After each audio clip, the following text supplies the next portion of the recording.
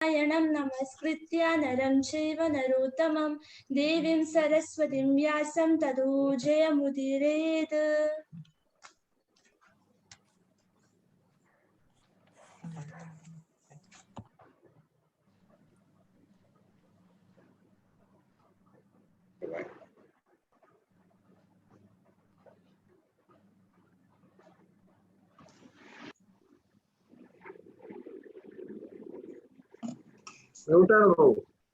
Mute. ഹരേ കൃഷ്ണ. ഓം തത്സത്. ഹരേ കൃഷ്ണ. നമ്മൾ ഭഗവത്ഗീതയുടെ 2ാമത്തെ അധ്യായത്തിന്റെ അടിസ്ഥാന തത്വങ്ങളിലേക്ക്, അതായത് കൺക്ലൂഷനിലേക്ക് പോയിക്കൊണ്ടിരിക്കുകയാണ്. കഴിഞ്ഞ ആഴ്ചയുടെ തുടർച്ച. ഓരോരുത്തർക്കും ഉള്ള 2ാമത്തെ അധ്യായത്തിൽ കിട്ടിയ അനുഭവം, എക്സ്പീരിയൻസ്, അതായത് ഒന്നുകൂടെ വ്യക്തമാക്കി പറഞ്ഞു കഴിഞ്ഞാൽ ഓരോ ശ്ലോകവും ഭഗവാന്റെ പ്രതിരൂപമാണ്. അതായത് നമ്മൾ ഭഗവാനെ തന്നെയാണ് 2ാമത്തെ അധ്യായത്തിന്റെ ഓരോ ശ്ലോകത്തിലൂടെയും കണ്ടുകൊണ്ടിരുന്നത്. ആ ഭഗവാനുമായിട്ടുള്ള ഒരു അനുഭവം എന്താണ് എന്നുള്ളതാണ് നമ്മളിപ്പം നോക്കിക്കൊണ്ടിരിക്കുന്നത്. ഭഗവാന്റെ ഏത് വാക്കാണ് എനിക്ക് ഏറ്റവും കൂടുതൽ ഇഷ്ടപ്പെട്ടത്, അല്ലെങ്കിൽ ഭഗവാന്റെ ഏത് സ്റ്റേറ്റ്മെന്റ് ആണ്, അല്ലെങ്കിൽ ഏത് ശ്ലോകമാണ്, അല്ലെങ്കിൽ അതിനർത്ഥം എന്താണ് ഞാൻ മനസ്സിലാക്കിയത്, അല്ലെങ്കിൽ എൻ്റെ ജീവിതത്തിനെ മാറ്റിമറിക്കാൻ പോകുന്നത് എന്താണ്, ഏത് ശ്ലോകമാണ്, ഇതൊക്കെയാണ് നമ്മുടെ ഓരോ ശ്ലോകത്തിലൂടെയും പോകുമ്പോൾ നമ്മൾ മനസ്സിലാക്കേണ്ടത്. 2ാമത്തെ അധ്യായത്തിൽ അവരവരുടെ ഉള്ള അനുഭവം. അതിനു മുമ്പായിട്ട് നവരാത്രി ആഘോഷങ്ങളാണ് നടന്നുകൊണ്ടിരിക്കുന്നത്. ഇന്ന് 9ാമത്തെ ദിവസമാണ്, ആഘോഷ ദിവസം. നാളെ വിജയദശമി.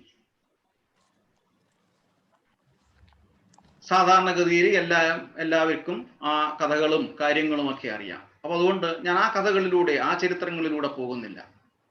പക്ഷേ ഓരോ ആഘോഷവും നമ്മൾ മനസ്സിലാക്കേണ്ടത്, നമ്മൾ കാണുന്നത് അതിനുപരിയായിട്ട് അതിനുള്ളിലേക്ക് ഇറങ്ങി ചെന്നിട്ടാണ്.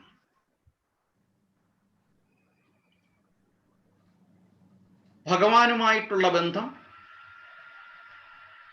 ഭഗവാനും സരസ്വതി ദേവിയുമായിട്ടുള്ള ബന്ധം, സരസ്വതി ദേവിയുടെ ശ്രേഷ്ഠനായ ശിഷ്യനെ പറ്റി, ആ സരസ്വതി ദേവിയുടെ ശ്രേഷ്ഠനായ ശിഷ്യനും ഭഗവാനും തമ്മിലുള്ള ബന്ധം, എന്തുകൊണ്ടാണ് സരസ്വതി ദേവിക്ക് ആ ശിഷ്യനെ ശ്രേഷ്ഠനായി കിട്ടിയത്, അല്ലെങ്കിൽ സരസ്വതി ദേവിക്ക് ശ്രേഷ്ഠനായി തോന്നിയത്, അതിലൂടെ നമ്മൾ എന്താണ് മനസ്സിലാക്കേണ്ടത്. ഇപ്പൊ കൺക്ലൂഷൻ പോകുന്നതിന് മുമ്പിട്ട് ഒരു 5 മിനിറ്റ്. ആരാണ് സരസ്വതി ദേവിയുടെ ഏറ്റവും ഉത്തമനായ ശിഷ്യൻ? ആർക്കെങ്കിലും പറയാമോ?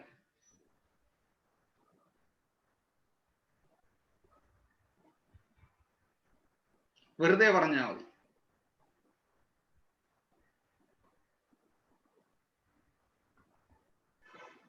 സരസ്വതി ദേവിയുടെ ഉത്തമനായ ശിഷ്യനാണ്, ഏറ്റവും ശ്രേഷ്ഠനായ ശിഷ്യൻ.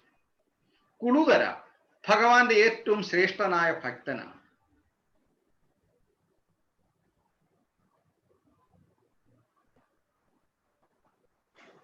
അജയപ്രകാശ് പ്രഭു പറയാൻ പോവുകയാണ്.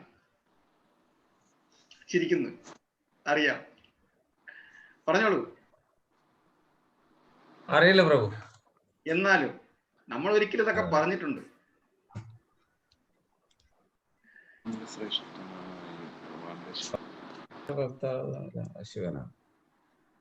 സുശ്യം പ്രഭു ഒന്നുകൂടെ ഓർമ്മിച്ച് കഴിഞ്ഞാൽ പിടി കിട്ടും. സുശ്യം പ്രഭു വായിച്ചിട്ടുണ്ട്. എനിക്ക് ഓർമ്മയില്ല. എന്തോ എനിക്ക് ഓർമ്മയില്ല. പറഞ്ഞു കഴിയുമ്പോ എന്തോ നാരദനാണോ പ്രഭു? അതെ,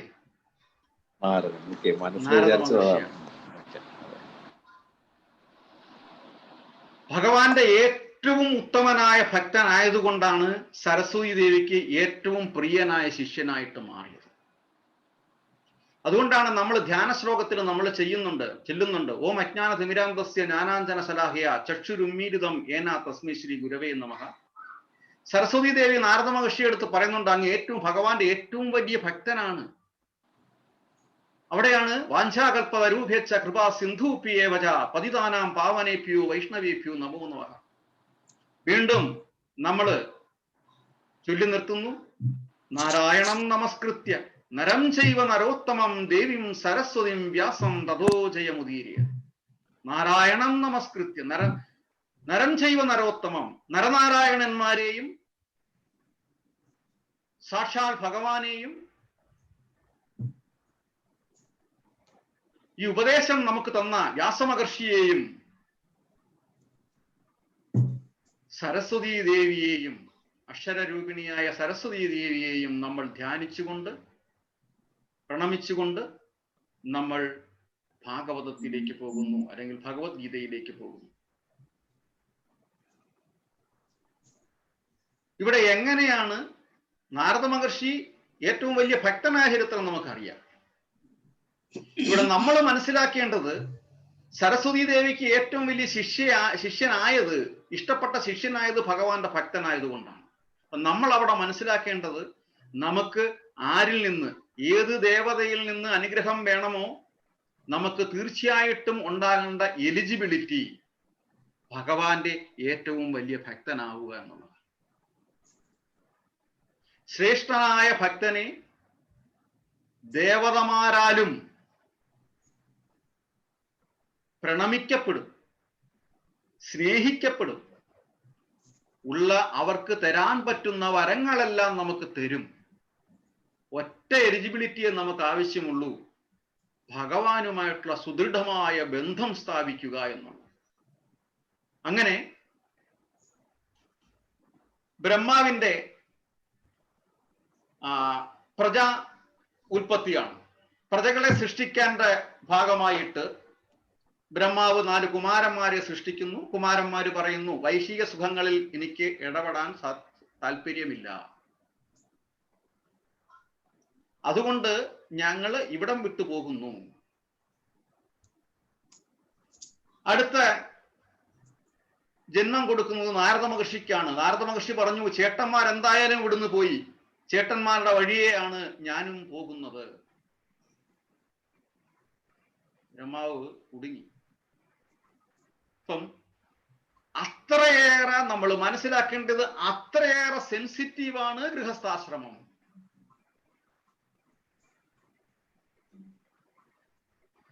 വൈശ്യ സുഖങ്ങളിൽ പെട്ടുപോയി കഴിഞ്ഞാൽ ജീവിതം ദുഃഖാലയം അശാശ്വതമായിട്ട് മാറും.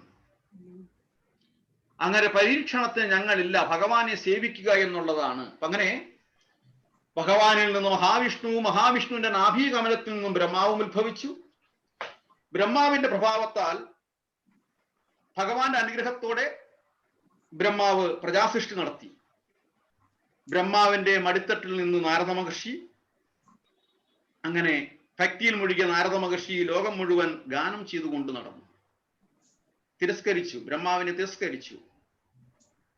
വീണ്ടും ബ്രഹ്മാവ് നാരദ മഹർഷി തിരിച്ചു വിളിക്കുന്നു,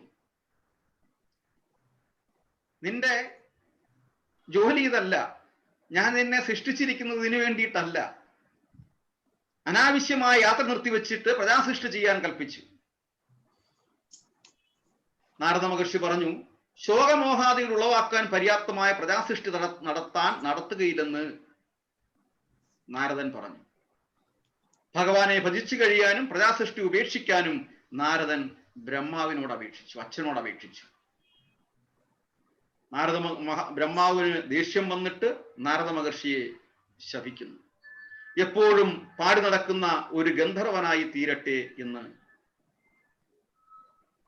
നാരദ മഹർഷിയെ സ്വന്തം അച്ഛൻ ശപിച്ചു. അങ്ങനെ ഉപഭർണൻ എന്ന ഗന്ധർവനായി ഗാനം ചെയ്തുകൊണ്ട് പര്യടനം ചെയ്തു. അങ്ങനെ നടക്കുന്ന വേളയിൽ ബ്രഹ്മാവിന്റെ അതേ സദസ്സിൽ സുന്ദരിമാരോടൊത്ത് ഗാനം ആലപിക്കാൻ വന്നു. നാരദ മഹർഷിക്ക് അവിടെ പതറിപ്പോയി. സുന്ദരിമാരാൽ ചെറിയൊരു നിമിഷത്തിൽ പതറിപ്പോയി. താളം പിഴച്ചു. ബ്രഹ്മാവ് വീണ്ടും ശപിച്ചു, നീ ശൂദ്രനായി പോകട്ടെ. നോക്കണം, നാരദ മഹർഷി സ്ഥിതപ്രജ്ഞനായിട്ടാണ്, ദൃഢപ്രതിജ്ഞ എടുത്തിട്ടാണ് അച്ഛനെ ധിഖരിച്ചു കൊണ്ടുപോയത്. പക്ഷെ ഒരു ചെറിയ പ്രത്യേക നിമിഷത്തിൽ വീണുപോയി. അപ്പം കുടുംബജീവിതം അല്ലെങ്കിൽ വൈശികാസക്തി വളരെ വളരെ വളരെ സൂക്ഷിക്കേണ്ട ഒന്നാണ് എന്നിവിടെ പറയുന്നു. അതുപോലെ തന്നെ ഗൃഹസ്ഥ ജീവിതം വളരെ വളരെ സെൻസിറ്റീവാണ്. അതൊരു സ്ഫടികത്തെ പോലെ കൊണ്ടു നടന്നില്ലെങ്കിൽ ഒരു നിമിഷം മതി ചിന്നിച്ചിതറുവാൻ. അങ്ങനെ നാരദ മഹർഷി ശൂതനായി പിറന്നു. അവിടെ നിന്ന് വീണ്ടും നാരദ മഹർഷി പാടി നടക്കുകയാണ്. അങ്ങനെ ലോകപര്യടനത്തിൽ ഇളാവൃതം എന്ന സ്ഥലത്ത് നാരദ മഹർഷി എത്തി. സ്വർണം വിളയുന്ന ജംബു നദി അവിടെയാണ് ഒഴുകിക്കൊണ്ടിരിക്കുന്നത്. അവിടെ ദിവ്യമായ മണിമാളികകളും കോമളരൂപം പോണ്ട സ്ത്രീ പുരുഷന്മാരുമുള്ള വേദനഗരം കണ്ടു. ദിവ്യരൂപകളാണെങ്കിലും ജനങ്ങൾക്ക് പല അവയവങ്ങളും നഷ്ടമായി അല്ലെങ്കിൽ പരിക്കേറ്റതായോ കണ്ടു. ചിലർക്ക് കാലില്ല, മറ്റു ചിലർക്ക് കയ്യോ കണ്ണോ ഇല്ല. ചിലരുടെ കാലും കയ്യും നന്നെ ശോഷിച്ചിരിക്കുന്നു, ചിലർക്ക് പല്ലില്ല. അങ്ങനെ അംഗഹീനരും അംഗഭംഗം സംഭവിച്ചവരുമായ അവരെ കണ്ട് നാരദൻ അത്ഭുതപ്പെട്ടു. അവരോട് തന്നെ അതിന്റെ കാരണം ചോദിച്ചു. നിങ്ങൾ ദേവന്മാരോ ഗന്ധർവന്മാരോ കിന്നരന്മാരോ ആയി തോന്നുന്നുണ്ട്, സംഗീതത്തിൽ നല്ല വൈദൂഷ്യവും കാണുന്നുണ്ട്, പക്ഷേ ഈ അംഗഭംഗങ്ങൾ എങ്ങനെയാണ് സംഭവിച്ചത്? ഇത് കണ്ടിട്ട് എനിക്ക് വല്ലാത്ത പ്രയാസം തോന്നുന്നു. എനിക്ക് കഴിയുമെങ്കിൽ എന്തെങ്കിലും വേണ്ടത് ചെയ്യാം. നാരദ മഹർഷി പറഞ്ഞത് കേട്ട് അവർ പറഞ്ഞു, ഞങ്ങൾ വേദപുരിയിൽ വസിക്കുന്ന രാഗങ്ങളാണ്. അപ്പം ആ കണ്ട ദേവസ്ത്രീകൾ വേദപുരിയിൽ വസിക്കുന്ന രാഗങ്ങളാണ്. ബ്രഹ്മപുത്രനായ നാരദൻ എന്നൊരാളുണ്ട്. അദ്ദേഹം കാലം, താളം, സ്വരം, രാഗം ഇതൊന്നുമില്ലാതെ സദാ പാടിക്കൊണ്ടു നടക്കുന്നു. അതുകൊണ്ടാണ് ഞങ്ങൾ അംഗവിഹീനരായിരിക്കുന്നത്. നാരദ മഹർഷി വളരെ പ്രയാസത്തോടെ വിഷമിച്ചുകൊണ്ട് പറഞ്ഞു, നിങ്ങൾ അന്വേഷിക്കുന്ന ആ വ്യക്തി, നിങ്ങൾ പരിഹസിക്കുന്ന ആ വ്യക്തി നാരദൻ ഞാൻ തന്നെയാണ്. എന്റെ അച്ഛന്റെ ശാപം കൊണ്ടാണ് താളവും നാദവും എല്ലാം പിഴച്ചുപോയത്. സ്വരഭംഗമില്ലാതെ കാലതാളങ്ങളോടെ ഗാനം ചെയ്യാൻ എന്താണ് വഴി? നിങ്ങൾ എനിക്ക് പറഞ്ഞു തരണം. അങ്ങനെ നാരദ മഹർഷിയോട് അവർ പറഞ്ഞു, അങ്ങയെ കണ്ടത് തന്നെ ഞങ്ങൾ ധന്യരാണ്, ഞങ്ങളുടെ ഭാഗ്യം കൊണ്ടാണ്. അങ്ങ് ഭഗവാന്റെ ഏറ്റവും വലിയ ശ്രേഷ്ഠനായ ഭക്തനാണ് എന്ന് കേട്ടിട്ടുണ്ട്. ഇന്നിപ്പോൾ അങ്ങയെ കണ്ടു. അതുകൊണ്ട് തന്നെ ഞങ്ങൾക്ക് അങ്ങയിൽ യാതൊരു പരിഭവവുമില്ല. അങ്ങേക്ക് സ്വരവും താളവും ലയവും എല്ലാം ഒരുപോലെ ആകാൻ, ശരിയാകാൻ ഉള്ള ഉപായം ഞങ്ങൾ പറഞ്ഞു തരാം. സരസ്വതി ദേവിയെ ധ്യാനിക്കുക. അങ്ങനെ സരസ്വതി ദേവിയെ നാരദ മഹർഷി തപം ചെയ്തു ധ്യാനിച്ചു. അവസാനം സരസ്വതി ദേവി നാരദ മഹർഷിയുടെ മുന്നിൽ പ്രത്യക്ഷയായി. സരസ്വതി ദേവി പറഞ്ഞു, നാരദ മുനി, അങ്ങ് ഭഗവാന്റെ ഏറ്റവും വലിയ ഭക്തനാണ്, ശ്രേഷ്ഠ ഭക്തനാണ്. എന്തിനാണ് എന്നെ ധ്യാനിച്ചത്? നാരദ മഹർഷി സാഷ്ടാംഗം പ്രണമിച്ചുകൊണ്ട് സരസ്വതി ദേവിയെ സ്തുതിച്ചു. വന്ദേ സദാഹം കളഹം സൗദ്ഗതേ ചലൽപദേ ചഞ്ചല ചഞ്ചു സംഭുടേ നിർദൗതമുക്താഫലഹാര സഞ്ചയാം സംധാരയന്തീം സുഭഗാം സരസ്വതീം വരാഭയം പുസ്തകവല്ലകീയുതം പരം ദധാനാം വിമലേ കരദ്വയേ നമാമിഹം ത്വാം ശുഭദാം സരസ്വതീം ജഗന്മയീം ബ്രഹ്മമയീം മനോഹരാം തരംഗിതൗഷമ്യസിതാങ്കിതേ പരേ ദേവി സ്വരജ്ഞാനമധീവ മംഗളേ. വന്ദേ സദാഹം കളഹം സൗദ്ഗതേ ചലൽപദേ ചഞ്ചല ചഞ്ചു സംഭുടേ നിർദൗതമുക്താഫലഹാര സഞ്ചയാം സന്ധാരയന്തീം സുഭഗാം സരസ്വതീം വരാഭയം പുസ്തകവല്ലകീയുതം പരം ദധാനാം വിമലേ കരദ്വയേ നമാമ്യഹം ത്വാം ശുഭദാം സരസ്വതീം ജഗന്മയീം ബ്രഹ്മമയീം മനോഹരാം തരംഗിതൗഷമസിതാംഗിതേ പരേ ദേവി സ്വരജ്ഞാനമതീവ മംഗളേ. അങ്ങനെ നാരദ മഹർഷി സരസ്വതി ദേവിയെ സ്തുതിച്ചു. സരസ്വതി ദേവിക്ക് വളരെ സന്തോഷമായി. സരസ്വതി ദേവി പറഞ്ഞു, അങ്ങയിൽ ഞാൻ വളരെ സന്തോഷവതിയായി. പ്രത്യേകിച്ച് അങ്ങ് ഭഗവാന്റെ ഏറ്റവും വലിയ ഭക്തനാണ്. അതുകൊണ്ട് തന്നെ അങ്ങേക്ക് എന്താണ് വേണ്ടുന്നത്, എന്നാൽ കഴിയുന്നത് ഞാൻ അങ്ങേക്ക് ചെയ്തു തരാം. സരസ്വതി ദേവി പറഞ്ഞു. നാരദ മഹർഷി അഭ്യർത്ഥിച്ചു, എന്റെ സ്വരങ്ങള് സ്ഥാനത്താക്കി തരണം. ഞാൻ അസ്ഥാനത്താണ് പാടുന്നത് എന്ന് ദേവനഗരിയിൽ എത്തിയപ്പോൾ അവിടുത്തെ ശിഷ്യകൾ തന്നെ പറഞ്ഞു. അങ്ങനെ സരസ്വതി ദേവി നാരദ മഹർഷിയിൽ സംപ്രീതനായിട്ട് മേഘമല്ലാരം, ഹിന്ദോളം തുടങ്ങിയ 56 കോടി രാഗങ്ങൾ നാരദ മഹർഷിക്ക് പറഞ്ഞു കൊടുത്തു. കൂടാതെ ദേവദത്ത എന്ന വീണയും സമ്മാനിച്ചു.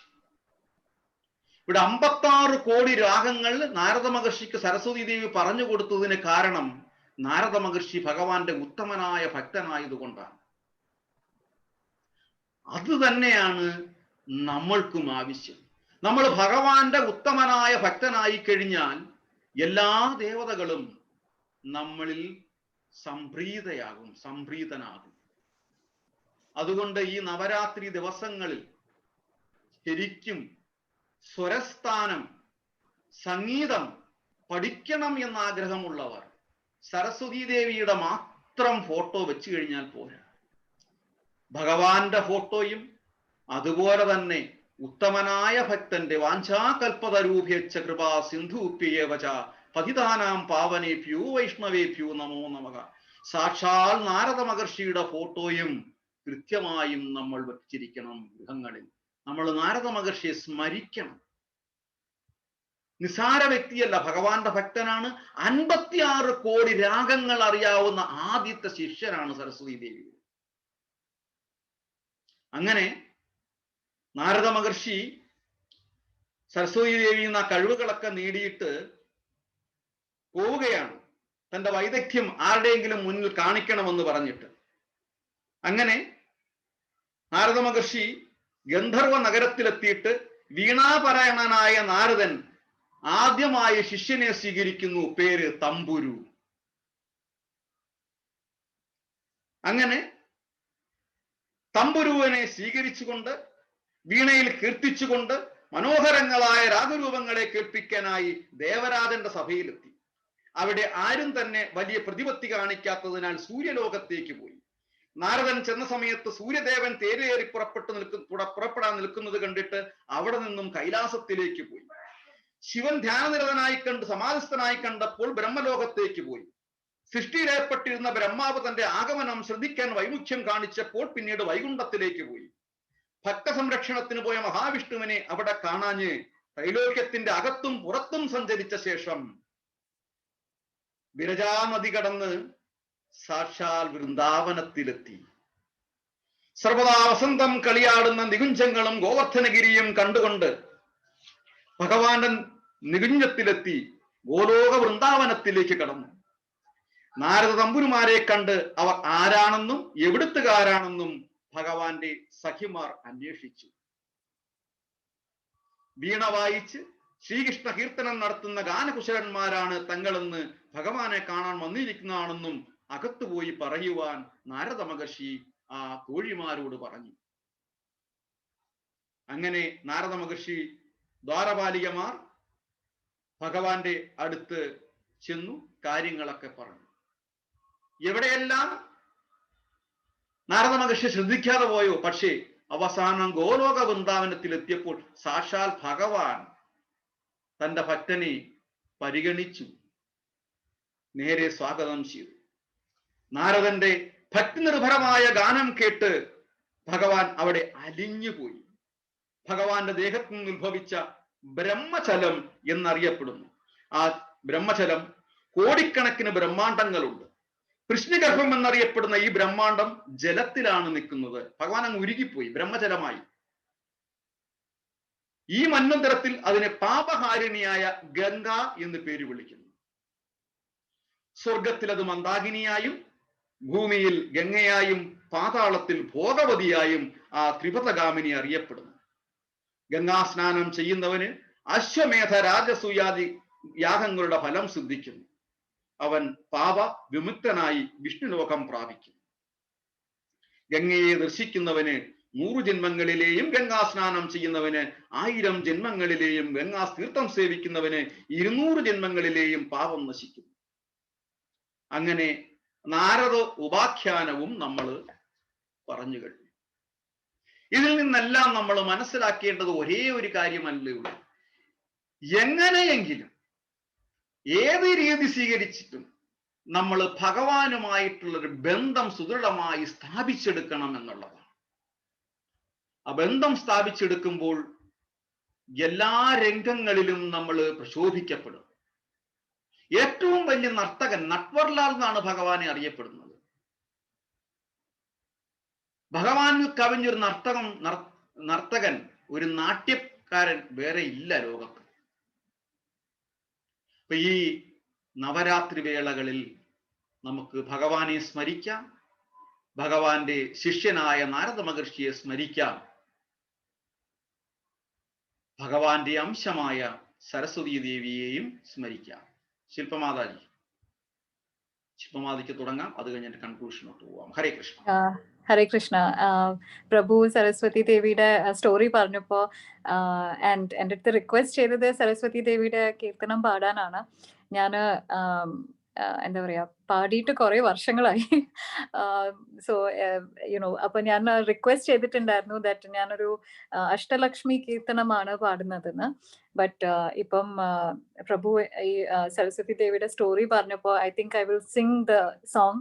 പക്ഷെ തെറ്റുകളൊക്കെ ക്ഷമിക്കണം. I'm just going to make it very short and I will just sing it. Shri Saraswati നമോസ്തുതേ, ശ്രീ സരസ്വതി നമോസ്തുതേ, വരദേ ശ്രീ സരസ്വതി നമോസ്തുതേ, വരദേ ശ്രീ സരസ്വതി നമോസ്തുതേ, പരദേവതേ ശ്രീ സരസ്വതി നമോസ്തുതേ, പരദേവതേ ശ്രീപതി ഗൗരീപതി ഗുരുഗുഹ വിനുതേ വിധിയുവതേ, ശ്രീ സരസ്വതി നമോസ്തുതേ.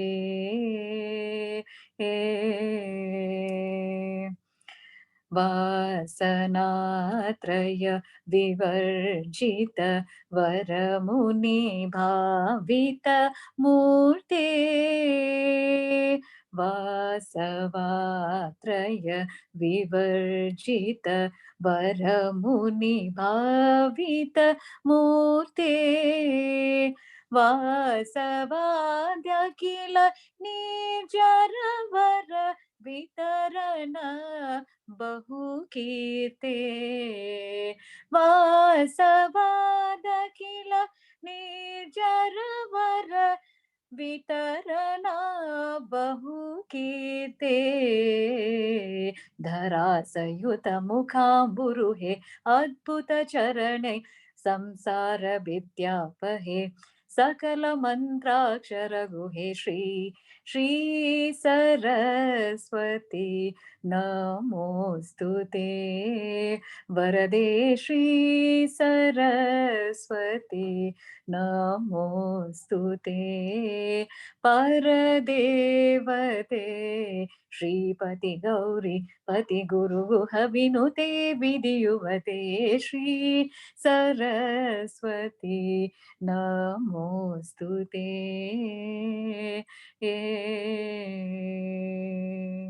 हरे कृष्ण. ഹരേ കൃഷ്ണ, ഹരേ കൃഷ്ണ. താങ്ക് യു മാതാജി. ഹരേ കൃഷ്ണ. നമ്മള് രണ്ടാമത്തെ അധ്യായത്തിന്റെ കൺക്ലൂഷനിലേക്ക് കിടക്കുകയാണ്, റിവ്യൂയിലേക്ക് കിടക്കുകയാണ്. എല്ലാവർക്കും സ്വാഗതം. ഹരേ കൃഷ്ണ.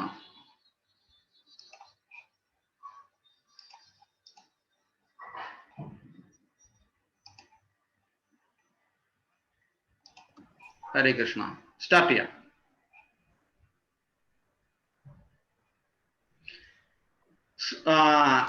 എനിക്ക് തോന്നുന്നത് ജയപ്രകാശ് പ്രഭുവിന് കുറച്ചേ പറയാൻ കാണത്തുള്ളൂ.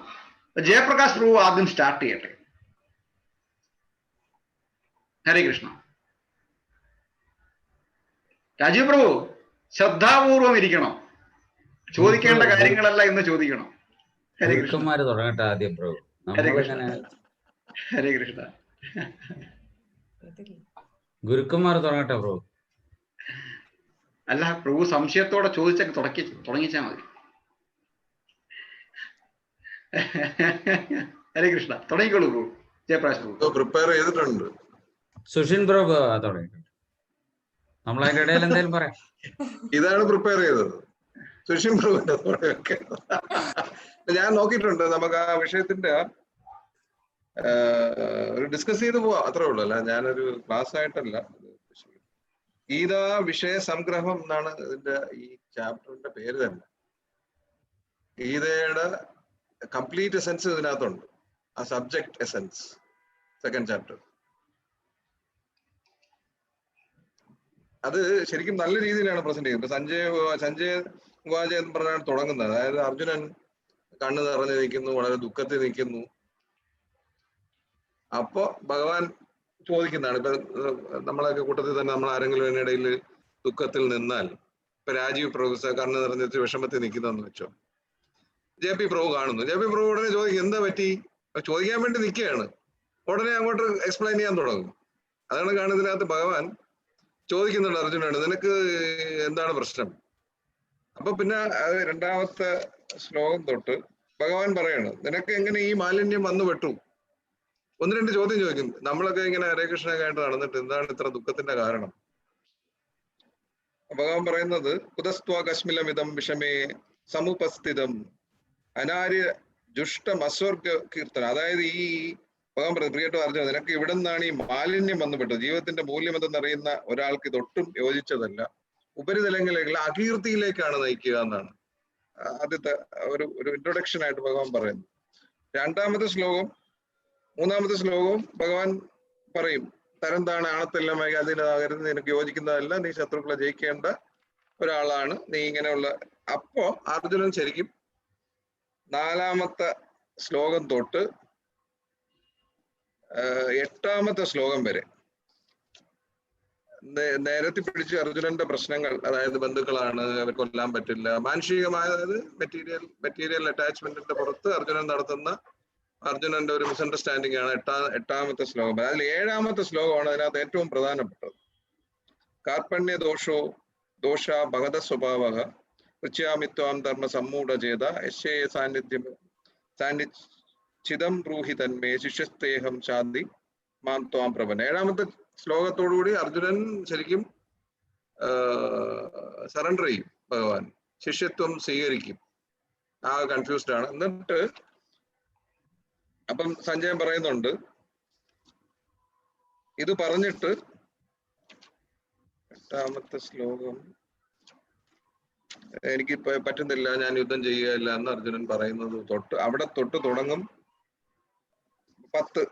ഇത് എന്നിട്ട് ഈ സേനയുടെ മധ്യത്ത് കൊണ്ട് നിർത്തും ഭഗവാൻ. മധ്യത്ത് കൊണ്ട് നിർത്തിയിട്ടാണ് ഭഗവാൻ ശരിക്കും അഡ്വൈസ് ചെയ്യാൻ തുടങ്ങുന്നത് ശിഷ്യനെ.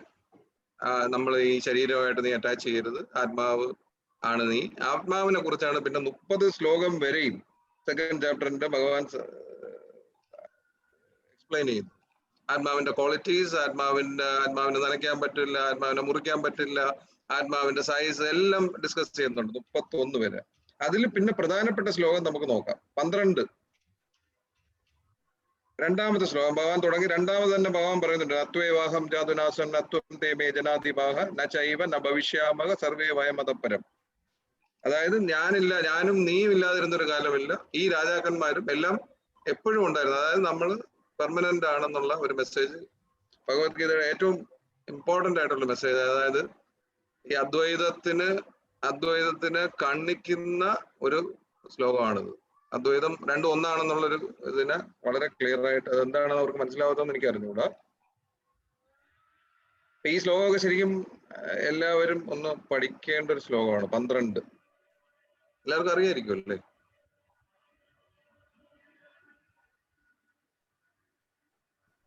ആരും ഒന്നും മിണ്ടുന്നില്ല. അതെ പ്രഭു, അറിയാം പ്രഭു. പോയിട്ട് കാര്യമില്ല. ഇതിനകത്ത്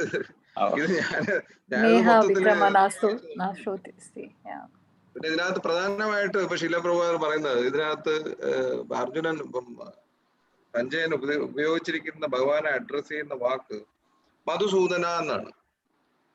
ഓരോ കോണ്ടെക്സ്റ്റിലും ഭഗവാന്റെ ആ ക്വാളിറ്റി ആയിരിക്കും അഡ്രസ് ചെയ്യുന്നത്. അതായത് ഇപ്പം അർജുനന് മായയുടെ അറ്റാക്ക് ഉണ്ടാക്കി നിൽക്കുകയാണ്, മായ എന്ന ഡിമൻ. അതിനെ കൊല്ലാനുള്ള പണിയാണ് ഭഗവാൻ ഇവിടെ ചെയ്യുന്നത്. ശരിക്കും ഭഗവാൻ എന്ന് പറയുന്നത് എല്ലാവർക്കും അറിയായിരിക്കുമല്ലോ, 6 ഒപ്പുലൻസസ് ഉള്ള, അതായത് ഭഗവാൻ പറയുന്നത് കൊണ്ട് അക്സെപ്റ്റ് ചെയ്യണമെങ്കിൽ ഭഗവാൻ ആയിരിക്കണമല്ലോ അൾട്ടിമേറ്റ് നോളജ് ഉള്ള ആള്. അതുകൊണ്ട് ഭഗവാൻ ഉവാച, അതാണ് കൃഷ്ണൻ ഉവാച എന്ന് പറയുന്നില്ല എവിടെയും, ഭഗവാൻ ഉവാച എന്നേ പറയുള്ളൂ. അപ്പൊ ഈ 6 ഒപ്പുലൻസസ് അതൊക്കെ നമ്മൾ ഒരുപാട് ഡിസ്കസ് ചെയ്തിട്ടുണ്ടാവും. എന്താണ് 6 ഒപ്പുലൻസസ്? ആ നോളജ്, അതുകൊണ്ടാണ് ഈ നോളജ് പിന്നെ ഐൻസ്റ്റീൻ ഉൾപ്പെടെ എല്ലാവരും റെഫർ ചെയ്യുന്നത്. കാരണം ഇതിനപ്പുറത്തോട്ട് നോളജ് ഇല്ല. ഏറ്റവും നോളജ് ഉള്ള ആളും അത് 6 ഒപ്പുലൻസിൽ ഒരെണ്ണം നോളജ് ആണ്.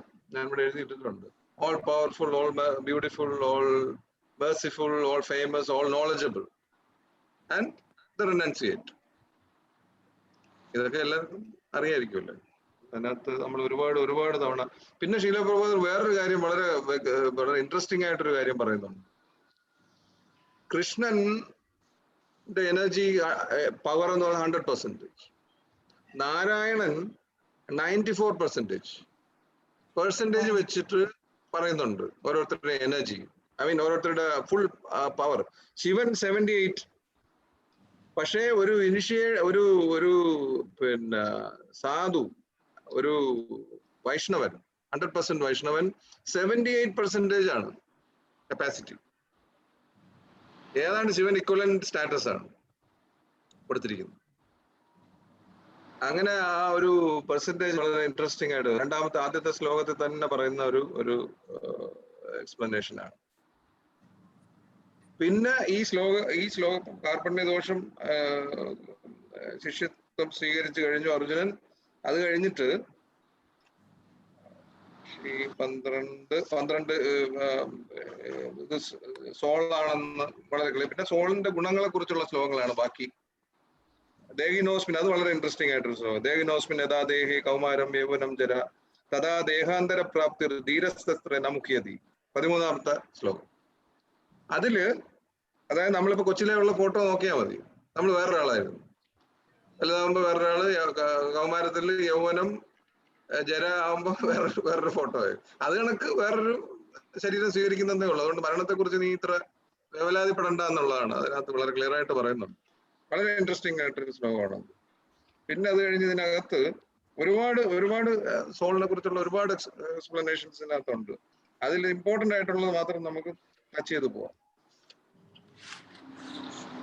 വേറൊരു ഇൻട്രസ്റ്റിംഗ് ആയിട്ട്, അവിനാശി തദ്വിദ്ധി ഏന സർവമിതം തദം വിനാശമവ്യ യസ്യാസ്യ ന കശ്ചിത് കർത്തുമർഹതി.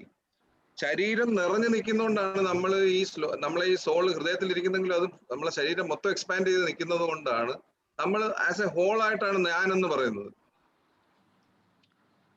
അതായത് നമ്മളിപ്പോ എന്റെ മനസ്സ്, എന്റെ ബുദ്ധി, എന്റെ ശരീരം, എന്റെ മനസ്സ് എന്നൊക്കെ പറയുന്നത് നമ്മളെ ഈ ശരീരം മൊത്തം നിറഞ്ഞു നിൽക്കുന്നതുകൊണ്ടാണ് ഈ സോൾ. അതാണ് ആ ശ്ലോകം. ആ ശ്ലോകത്തിൽ അത് ക്ലിയർ ആയിട്ട് പറയുന്നത്. സോള് നമ്മള് ലോക്കലൈസ്ഡ് സെന്റർ ഉണ്ടെങ്കിലും ശരീരം എക്സ്പാൻഡ് ചെയ്ത് നിൽക്കുകയാണ്. അപ്പൊ എക്സ്പാൻഡ് ചെയ്ത് നിൽക്കുന്നത് കൊണ്ടാണ് നമുക്ക് ആസ് എ ഹോൾ ആണ് നമ്മൾ എന്ന് പറയുന്നത്. അത് ഈ സോള് നിറഞ്ഞിരിക്കുന്നതാണ്. സോള് വിട്ടു പോകുമ്പോൾ നമ്മളില്ലല്ലോ. പിന്നെ അത് 17ാമത്തെ ശ്ലോകം. അത് കഴിഞ്ഞിട്ട് പിന്നെ 18 നജായതേ മ്രിയതേ വാ കഥാചിത് ന്യായം ഭൂത്വാ ഭവിത വാ ന ഭൂയഃ അജോ നിത്യക ശാശ്വതോ അയം പുരാണോ ന ഹന്യതേ ഹന്യമാനേ ശരീരേ. ആത്മാവിന് ഒരിക്കലും ജനനമരണങ്ങളില്ല. അതുണ്ടായിട്ടില്ല, ഉണ്ടാകുന്നുമില്ല, ഭാവിയിൽ ഉണ്ടാവുകയുമില്ല. അജനും നിത്യനും ശാശ്വതം പ്രാചീനനുമാണത്. ശരീരം നശിക്കുമ്പോൾ അതിന് മരണമില്ല. ഇതും വളരെ ഇതായിട്ട് വളരെ മനോഹരമായിട്ട് യേശുദാസ് പാടിയിട്ടുണ്ട് ഇത് ഈ ശ്ലോകം. 2ാമത്തെ ചാപ്റ്ററിൽ ഒരുവിധമുള്ള ഈ ശ്ലോകങ്ങളെല്ലാം യേശുദാസിന്റെ ഭഗവത്ഗീത ഇത് നോക്കിയാൽ മതി. നല്ല നല്ല നല്ല രീതിയിൽ പാടിയിട്ടുണ്ട്. പിന്നെ വരുന്നത് വാസാംസി ജീർണാനി യഥാ വിഹായ നഹാനി ഗൃഹണാതി നരോ അപരാണി തഥാ ശരീരാണി വിഹായ ജീർണാനി സംവ്യാധി നവാനി ദേഹി. അതും പഴയ ഉടുപ്പുകൾ മാറി പുതിയത് എടുത്തണിയുന്ന പോലെ ജീർണിച്ച് ഉപയോഗിക്കാൻ കൊള്ളാത്തവ ഭൗതിക ശരീരങ്ങൾ ഉപേക്ഷിച്ച് ദേഹി പുതുദേഹങ്ങൾ. ഇതൊക്കെ ഇമ്പോർട്ടൻ്റ് ആയിട്ട് വെക്കാവുന്ന. പിന്നെ നൈനം ചിന്തണ്ട് മുറിക്കാൻ പറ്റില്ല, നനയ്ക്കാൻ പറ്റില്ല, ട്രാൻസ്പെറന്റ് ആണ്, 1/10 ടിപ്പ് ഓഫ് ദ ഹെയർ ആണ് ഇതിന്റെ സൈസ്. ഇത്രയും ഡീറ്റെയിൽ ഒന്നും ഒരു ഗ്രന്ഥത്തിലും ലോകത്ത് ആത്മാവിനെ കുറിച്ച് എക്സ്പ്ലെയിൻ ചെയ്യുന്നില്ല. അത് 2nd ചാപ്റ്ററിലാണ് അതുള്ളത്. പിന്നെ അത് കഴിഞ്ഞിട്ടാണ് ഭഗവാൻ കർമ്മത്തെ കുറിച്ച് സംസാരിക്കുന്നത്. 30 വരെയും ആത്മാവിനെ കുറിച്ചാണ്, അതിന്റെ ആശ്ചര്യം, ദേഹി, ഇതെല്ലാം വരുന്നത്. 31 തൊട്ട് ചാതുർവർണ്ണയത്തെ കുറിച്ച് പറയുന്നുണ്ട്. നീ ക്ഷത്രിയനാണ്, നിന്റെ പണി യുദ്ധം ചെയ്യലാണ്, നീ യുദ്ധത്തിൽ നിന്ന് ഓടിപ്പോയാൽ നിനക്ക് നാണക്കേടാണ്, അപമാനം മാനികൾക്ക് നല്ലതല്ല എന്നൊക്കെ പറഞ്ഞിട്ട് വീണ്ടും വേറൊരു ട്രാക്കില് ഭഗവാൻ സംസാരിക്കുകയാണ്. 30 മുതൽ സ്വധർമ്മമപി ചാവേക്ഷ്യ ന വികമ്പിതുമർഹസി. ആ ശ്ലോകം 31 ക്ഷത്രിയൻ എന്ന നിലയ്ക്ക് നിനക്കുള്ള പ്രത്യേക കർത്തവ്യം ആലോചിച്ചാൽ മതശാസ്ത്രമായ സമരത്തേക്കാൾ ഉത്തമമായ ഒരു കർമ്മവും നിനക്ക് ചെയ്യാനില്ല. അതിനാൽ വൈമുഖ്യം കൈവിടുക. അപ്പൊ ഈ നാല് കാറ്റഗറിയിലുള്ളവര് ശരിക്കും ഈ കോണ്ടെക്സ്റ്റില് ശില പ്രഭുപാദർ സെക്യുലറിസത്തെ കുറിച്ച് പറയുന്നുണ്ട്. എന്താണ് സെക്യുലറിസം? ഈ 4 വിഭാഗങ്ങളെയും അവരവരുടെ ഡ്യൂട്ടി ചെയ്യുന്നോന്ന് നോക്കുന്നതാണ് സെക്യുലറിസം. ഇന്റലക്ച്വൽ ആയിട്ടുള്ള ആളുകളുണ്ടാവും, പിന്നെ അഡ്വൈസേഴ്സ് ഉണ്ട്, അതാണ് ഇന്റലക്ച്വൽ ഗ്രൂപ്പ്. ക്ഷത്രിയന്മാര് ഭരണ ഗ്രൂപ്പ്, വൈശ്യന്മാര് അവരവരുടെ ബിസിനസ് വൈശ്യന്റെ ധർമ്മം അനുസരിച്ച് ചെയ്യുന്നുണ്ടോ എന്ന് നോക്കുക. ക്ഷത്രിയന്റെ ഇതനുസരിച്ച് അവന്റെ കർത്തവ്യങ്ങൾ ചെയ്യുന്നതെന്ന് നോക്കുക. ഭരണാധികാരികൾ സത്യസന്ധമായി ഭരിക്കുക. അതുപോലെ തന്നെ ബ്രാഹ്മണന്റെ ജോലി ചെയ്യുന്നു, അത് ഇന്റലക്ച്വൽ ക്ലാസ്. ഈ 4 ക്ലാസ്സും അതാത് ധർമ്മം അനുസരിച്ച് ജീവിക്കുന്നതെന്ന് ഉറപ്പുവരുത്തുകയാണ് ഇപ്പോഴായാലും എപ്പോഴായാലും ഗവൺമെന്റും കോടതിയും എല്ലാം ചെയ്യേണ്ടത്. അങ്ങനെ പറയാം, അതാണ് സെക്യുലറിസം. ആ കർത്തവ്യങ്ങൾക്കനുസരിച്ച് അവരവരുടെ ധർമ്മം ചെയ്യുന്നു എന്ന് ഉറപ്പുവരുത്തുക എന്നുള്ളതാണ് ഭരണാധിപന്റെ ജോലി. ഭരണാധിപന്റെ മെറ്റീരിയൽ പ്രൊട്ടക്ഷൻ ആണ് കിങ്, സ്പിരിച്വൽ പ്രൊട്ടക്ഷൻ ആണ് ഗുരു. ഒരാളുടെ 2 പ്രൊട്ടക്ഷനാണ്.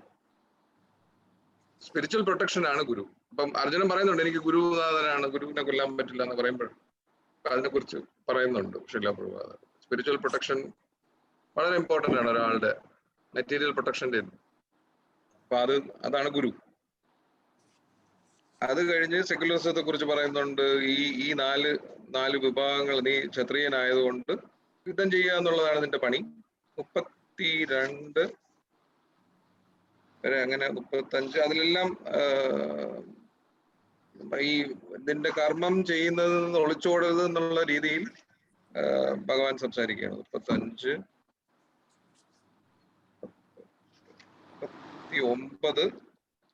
39 വരെയാണ് ഈ കർമ്മത്തെ കുറിച്ച്, ക്ഷത്രിയൻ എന്നുള്ള നിന്റെ ധർമ്മത്തെ കുറിച്ചൊക്കെ ഭഗവാൻ സംസാരിക്കുന്നത്. ഇത് 39ാമത്തെ ശ്ലോകം വരുമ്പോൾ ഇതുവരെ അപഗ്രഥനാത്മകമായ പഠനത്തിലൂടെ ആ ജ്ഞാനത്തെ പറ്റി നിനക്ക് ഞാൻ വിവരിച്ചു തന്നു.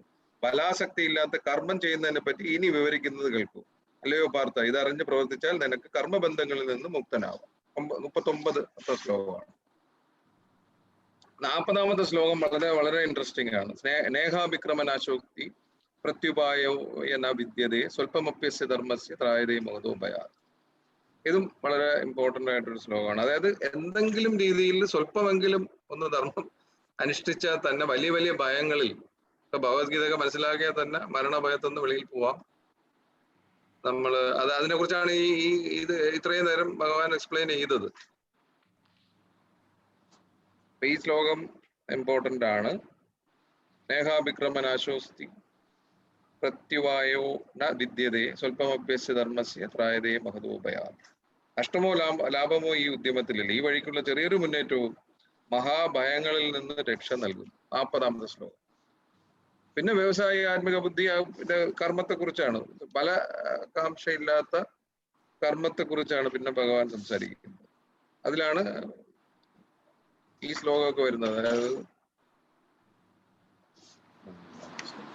കർമ്മണ്യവാദികാര്യസ്തേ മാ ബലേഷു കഥാചനം മാ കർമ്മ ബലകേ ദുർഗു മാതേ സംഘസ്തു അകർമ്മണി. 47ാമത്തെ ശ്ലോകം.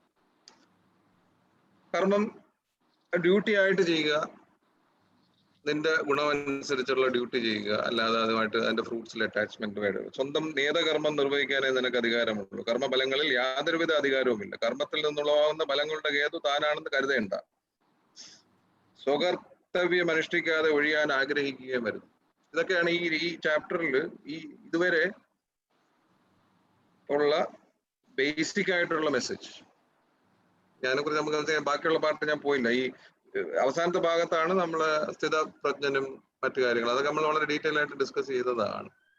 അപ്പൊ ഇത്രയും ഇമ്പോർട്ടന്റ് ആയിട്ടുള്ള ശ്ലോകങ്ങളും കർമ്മത്തെ കുറിച്ച് പറയുന്നു,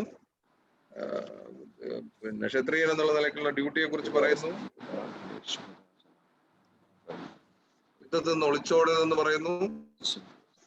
49 വരെ അതുവരെ എത്തിയുള്ളൂ ശരിക്കും.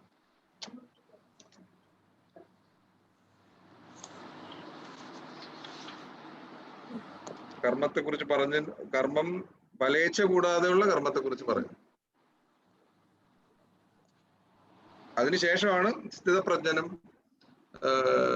ഭക്തിയുത സേവനം വെച്ചിട്ട് നമുക്ക് എങ്ങനെ നമ്മളെ എൻഗേജ് ചെയ്ത് നമ്മളെ ഇന്ദ്രിയ കൺട്രോളാണ് പിന്നെ വരുന്നത് ഭാഗത്ത്. ഇതൊക്കെയാണ് ഞാൻ ഇതുവരെ നോക്കിയത്. ഇനിയിപ്പം അതിനെ കുറിച്ച് നമുക്ക് സംസാരിക്കാം. വേറെ ആർക്കെങ്കിലും മൊത്തത്തിൽ നോക്കിയിട്ടുണ്ടോ, എന്താണ് ഇതിനെ കുറിച്ച് പറയാനുള്ളത് നോക്കാം. ഐ തിങ്ക് ഞാൻ പറഞ്ഞിട്ട് പോവാം. എനിക്കൊരു ഹരേ കൃഷ്ണ എനിക്കൊരു BJP മീറ്റിംഗ് ഉണ്ട്. സോ ഞാൻ പെട്ടെന്ന് എൻ്റെ ഭാഗം പറയാം. എനിക്ക് തോന്നുന്നത് സെക്കൻഡ് ചാപ്റ്റർ സുശീൽ പ്രഭുവും മണിലാൽ പ്രഭു പറഞ്ഞ പോലെ ഏറ്റവും one of the most important chapters ആണ്. And it has so many shlokas like you know സോളിനെ കുറിച്ചും എല്ലാം പറയുന്നുണ്ട്. പക്ഷെ എനിക്ക് ഞാൻ ഫസ്റ്റ് ശ്ലോകം ഭഗവത്ഗീത ശ്ലോകം പഠിച്ചത് സെക്കൻഡ് ചാപ്റ്റർ എന്നാണ് in my life. So that is actually ധ്യായതോ വിഷയം പുംസാം സംഗസ്തേഷു ഭജായത്തെ സംഘാത് സഞ്ജായത്തെ കാമ ക്രോധോ വിജായത്തെ. 3 ശ്ലോകാസ് ആണ് back to back, you know, which is like a very important sloka. That is also, പക്ഷെ എനിക്ക് കുറച്ചുകൂടെ ഇൻട്രസ്റ്റിംഗ് ആയിട്ട് there are so many favorite slokas, but അതിൽ ഏറ്റവും എനിക്കിപ്പം പറയാൻ പറ്റുന്ന, because ഈ കൊറോണ ടൈമിലും as a business person and otherwise also in life also we always see, you know, എന്താ പറയാ, സന്തോഷവും കാണും ദുഃഖവും കാണും എല്ലാം ഉണ്ടാവും. സോ ഇതിൽ ഒരു ശ്ലോകം ഉണ്ട്, the 38th ശ്ലോക. സുഖ ദുഃഖേ സമേ കൃത്വാ ലാഭാ ലാഭൗ ജയാ ജയൗ തതോ യുദ്ധായ യുജ്യസ്വ നൈഷ്വാം പാപം അവാപ്സ്യസി എന്ന് ഭഗവാൻ പറയുന്നുണ്ട്. So what he is actually trying to tell here is that he's talking about profit and loss. He's talking about you know, you have to have a balanced state of mind where നമുക്ക് സുഖവും ദുഃഖവും ഒക്കെ balance state of മൈൻഡിലാണ് നമ്മൾ കാണേണ്ടതെന്ന് ഭഗവാൻ പറയുന്നുണ്ട് ഇതിൽ.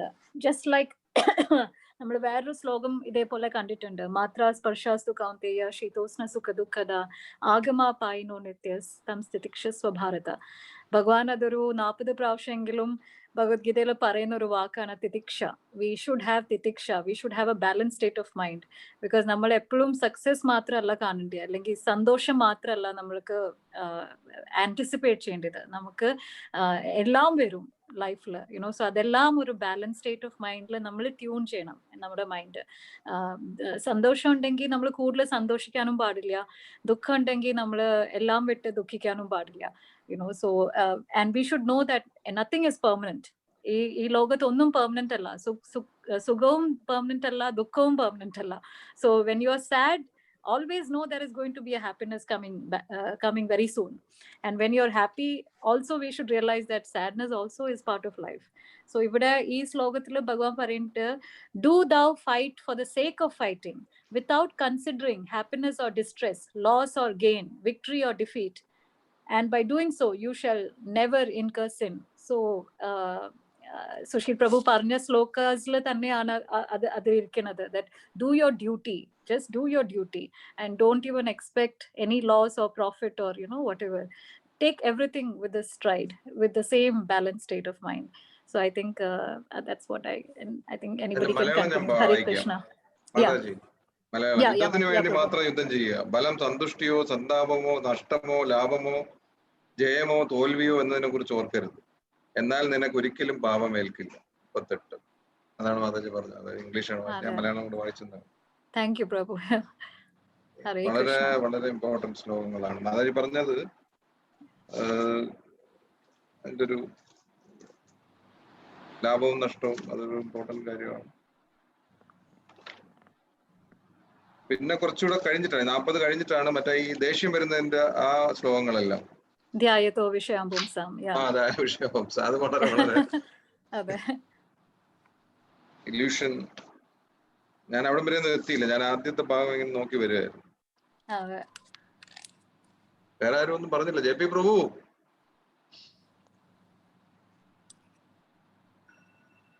ഹരേ കൃഷ്ണ.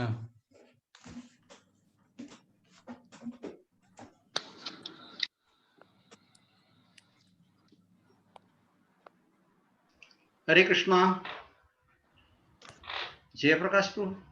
അല്ല പ്രഭു, ഇനി അടുത്തത് പിന്നെ സുശീൽ പ്രഭു അത് പ്രിപ്പയർ ചെയ്തിട്ട് വരണോ, അല്ലാതെ ഞാൻ പറയണോ ഇപ്പൊ? അല്ല, സുശീൽ പ്രഭു പ്രിപ്പയർ ചെയ്യാൻ അടുത്ത ആഴ്ച എന്നാണ് പറഞ്ഞത്. ജയപ്രകാശ് പ്രഭു തന്നെ പറഞ്ഞോളൂ. അത് അവിടുന്ന് തുടങ്ങി പറഞ്ഞാൽ മതി. അല്ല എന്തോ അല്ല, ഞാൻ അവിടുന്ന് തുടങ്ങി പറയണോ എന്നുള്ളതാണ് ചോദ്യം. എവിടുന്ന്? പ്രഭു നിർത്തിയെടുത്ത് തുടങ്ങണമെന്നുള്ളതല്ലേ? അല്ല, പ്രഭുവിൻ്റെതായ റിവ്യൂവിൽ സ്റ്റാർട്ട് ചെയ്യാം. അതെ അതെ, ഫ്രം സ്റ്റാർട്ടിങ് പ്രഭു എന്തായിട്ടാണ് കാണുന്നത്, അതാണ് ഉദ്ദേശം. ഞാൻ അതിനു മുമ്പ് ഭഗവത്ഗീതന് ഒരു ആമുഖം കൊടുക്കാൻ തീരുമാനിക്കുന്നു. Very good. 1-ാം അധ്യായത്തിൽ അർജുനൻ പറയുന്നത് മുഴുവൻ ക്ഷമയോട് കേട്ട് നിന്ന ഭഗവാൻ 2-ാം അധ്യായത്തിന്റെ തുടക്കം തന്നെ നിശിതമായി വിമർശിക്കുകയാണ്. 2-ാം അധ്യായത്തിൽ 11-ാമത്തെ ശ്ലോകം മുതലാണ് ഭഗവാൻ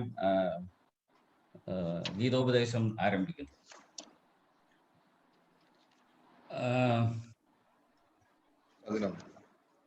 ഭഗവത്ഗീത 2-ാം അധ്യായത്തിന് സംഖ്യാശാസ്ത്രം അഥവാ ഗീതാ സംഗ്രഹം എന്നാണ് ശ്രീല പ്രഭുപാദർ കൊടുത്തിരിക്കുന്നത്.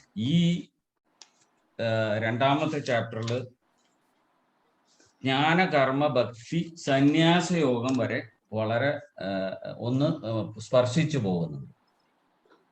പിന്നീട് ഇവയെ വിശദമായി പരാമർശിക്കുകയാണ് ശ്രീല പ്രഭുപാദർ ചെയ്തിരിക്കുന്നത്.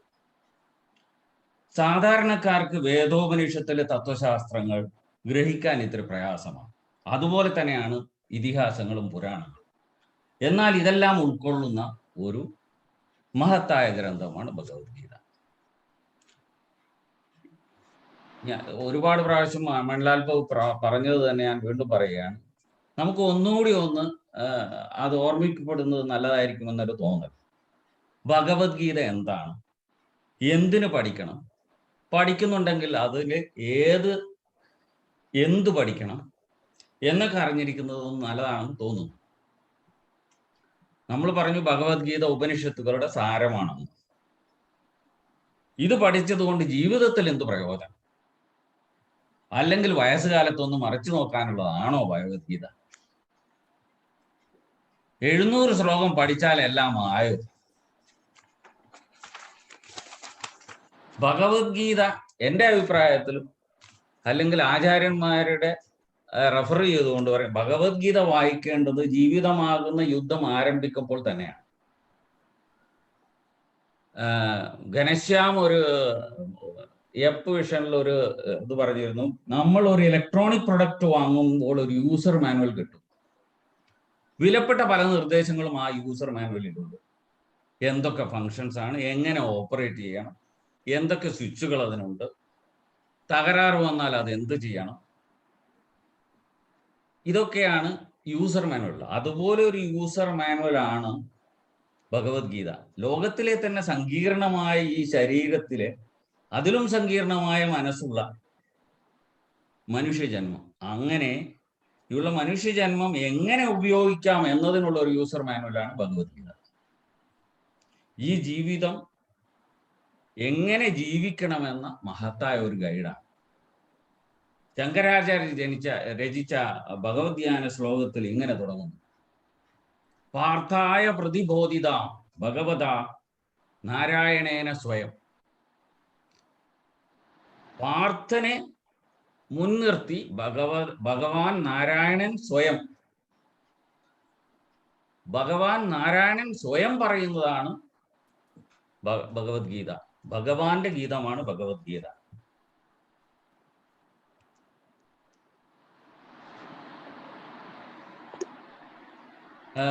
ജയലക്ഷ്മി മാതാജി പറഞ്ഞ മാതിരി ഈ വ്യാസ മഹർഷിയാൽ രചിക്കപ്പെട്ട മഹാഭാരതത്തിലെ 1,00,000 ശ്ലോകങ്ങളിലുള്ളിൽ 18 പർവ്വങ്ങളിൽ 6ാമത്തെ പർവ്വത്തിൽ 25 മുതൽ 42 വരെ ശ്ലോകം ആണ്.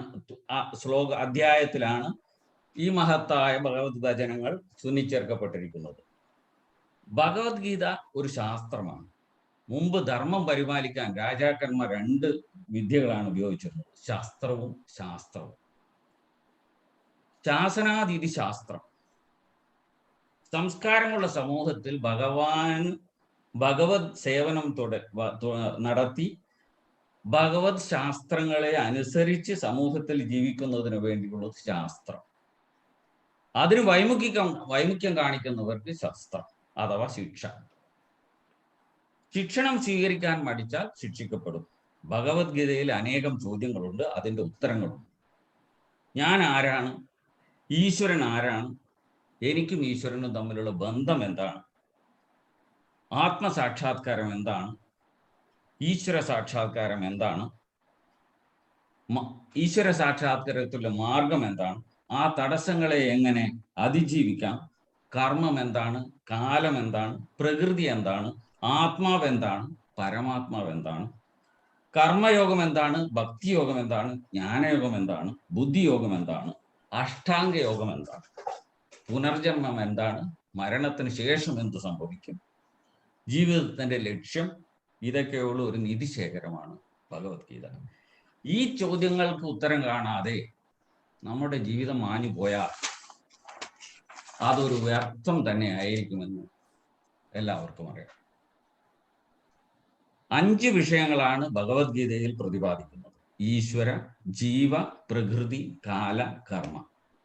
എല്ലാവർക്കും അറിയാം, ഈശ്വരൻ നേതാവ്, ജീവ ആത്മാവ്, പ്രകൃതി നമുക്ക് ചുറ്റും കാണുന്ന ശക്തി, അതിൻ്റെ പ്രഭാവം, കാല നമ്മളെല്ലാവരും എങ്ങനെ കാലത്തിന് അതീതപ്പെടുന്നു, കർമ്മം എങ്ങനെയാണ് നാം ചെയ്യുന്ന കർമ്മങ്ങൾ നിത്യജീവിതത്തെ ബാധിക്കുന്നത് അല്ലെങ്കിൽ ഭാവി ജീവിതത്തെ ബാധിക്കുന്നത്. ഭഗവത്ഗീത പറയുന്നത് യോഗങ്ങളിലൂടെയാണ്. യോഗ എന്നാൽ യോജിപ്പിക്കുക. ഈശ്വര ബന്ധത്തെയാണ് ഭഗവത്ഗീത പറയുന്നത്. വിവിധ യോഗങ്ങളിലൂടെ പരമാത്മാവിലേക്ക് എങ്ങനെ എത്തിച്ചേരാം? ഭഗവത്ഗീത സ്വായത്തമാക്കിയാൽ ജീവിതത്തിൽ പരിപൂർണത എങ്ങനെ നേടാം? ഗീതാധ്യാന ശ്ലോകത്തിൽ 4ാമത്തെ ശ്ലോകമായി പറയുന്നത് അതും ശ്രീ ജയലക്ഷ്മി പ്രഭു ജയലക്ഷ്മി മാതാജി നമുക്ക് പോസ്റ്റ് ചെയ്തിട്ടുണ്ടായിരുന്നു. സർവോപനിഷിതോ ഗാവോ ദോഗ്ധ ഗോപാലനന്ദന പാർത്ഥോ വത്സ സുധീർ ഭോക്ത ദുഗ്ധം ഗീതാമൃതം മഹത്. എല്ലാ ഉപനിഷത്തുകളും പശുക്കളാണ്. ഗാവ ദോഗ്ധ കറവക്കാരൻ ആരാണ്? ഗോപാലനന്ദനൻ. ഗോക്കളെ മേച്ച് ശീലമുള്ള ഭഗവാൻ ഇവിടെ കറവക്കാരൻ രൂപത്തിൽ. പാർത്ഥ വത്സഹ, അർജുനൻ വത്സഹ പശുക്കിടാവാണ്. പശുക്കിടാവിനെ മുൻനിർത്തി പാൽ ചുരത്തുന്ന പോലെ അർജുനനെ മുൻനിർത്തി കറന്നെടുക്കുന്ന പാലാണ് ഗീതാമൃതം. അത് സാക്ഷാൽ ഭഗവാനാണ് കറന്നെടുക്കുന്നത്. ആർക്ക് വേണ്ടി? സുധീർ ഭോക്ത. സുധീഹി തെളിഞ്ഞ ബുദ്ധിയുള്ള ഭോക്ത. തെളിഞ്ഞ ബുദ്ധിയുള്ളവർക്ക് അല്ലെങ്കിൽ അർഹതയുള്ളവർക്ക് കുടിക്കാനുള്ളതാണ് ഭഗവത്ഗീത. ഈ പാൽ കുടിക്കാൻ തെളിഞ്ഞ ബുദ്ധിയുള്ളവർക്ക് മാത്രമേ സാധിക്കുകയുള്ളൂ. ഈ പാലാകുന്ന ഗീതാമൃതം കുടിച്ചാൽ പിന്നെ വേറൊന്നും വേണ്ട. ഭഗവത്ഗീത വായിച്ച് പഠിച്ച് ജീവിതത്തിൽ പ്രാവർത്തികമാക്കി പരമസാക്ഷാത്കാരത്തിലേക്ക് എത്തിച്ചേരാൻ എല്ലാവരും പ്രയത്നിക്കുക. ഹരേ കൃഷ്ണ. ക്ലാസ് എടുക്കാൻ ഹരേ കൃഷ്ണ. വളരെ മനോഹരമായിരുന്ന കാര്യം. വളരെ ശ്രദ്ധിച്ചിട്ടാണ് ഇത്രയും ക്ലാസ്സുകൾ ഇരുന്നെന്നുള്ളത് എല്ലാം കൃത്യമായിട്ട് മനസ്സിലാകുന്നുണ്ട്. Thank you Jayaprakash Prabhu, thank you. എല്ലാം വളരെ പോയിന്റ്സ് പറഞ്ഞു. ഡ്രോപ്സ് ഓഫ് നെക്ടർ എന്ന് പറയാം. അത് കറക്റ്റ് കൃത്യമായിട്ടുള്ള പോയിന്റ്. ഒരുപാട് വലിച്ചു നീട്ടിയിട്ടില്ല, എന്നാൽ കൂടുതൽ കുറുക്കിയിട്ടുമില്ല. കൃത്യമായിട്ട് ഒരു പ്രൊഫഷണൽ ടച്ച് ഉണ്ട്. സാധാരണ ഒഫീഷ്യൽ മീറ്റിങ്ങിനൊക്കെ എഴുതിയെടുത്തുകൊണ്ട് പോകും, ആരും ഇങ്ങനെ പറയരുത്. അതേപോലെ കൊള്ളാം. ഹരേ കൃഷ്ണ. ക്ലാസ് എടുക്കാൻ പോയിന്റ്സ് മാത്രം എഴുതാൻ പറ്റും, വിശദമായിട്ട് നമുക്ക് എഴുതിയൊക്കെ വെക്കാൻ പറ്റില്ലല്ലോ. പറയൂ. കൊള്ളാം. വളരെ അപ്പോൾ നന്നായിരുന്നു. അപ്പം അടുത്ത റിവ്യൂവിലോട്ട് പോകാം. ഹരേ കൃഷ്ണ. അടുത്ത റിവ്യൂ ആരാ ചെയ്യുന്നത്?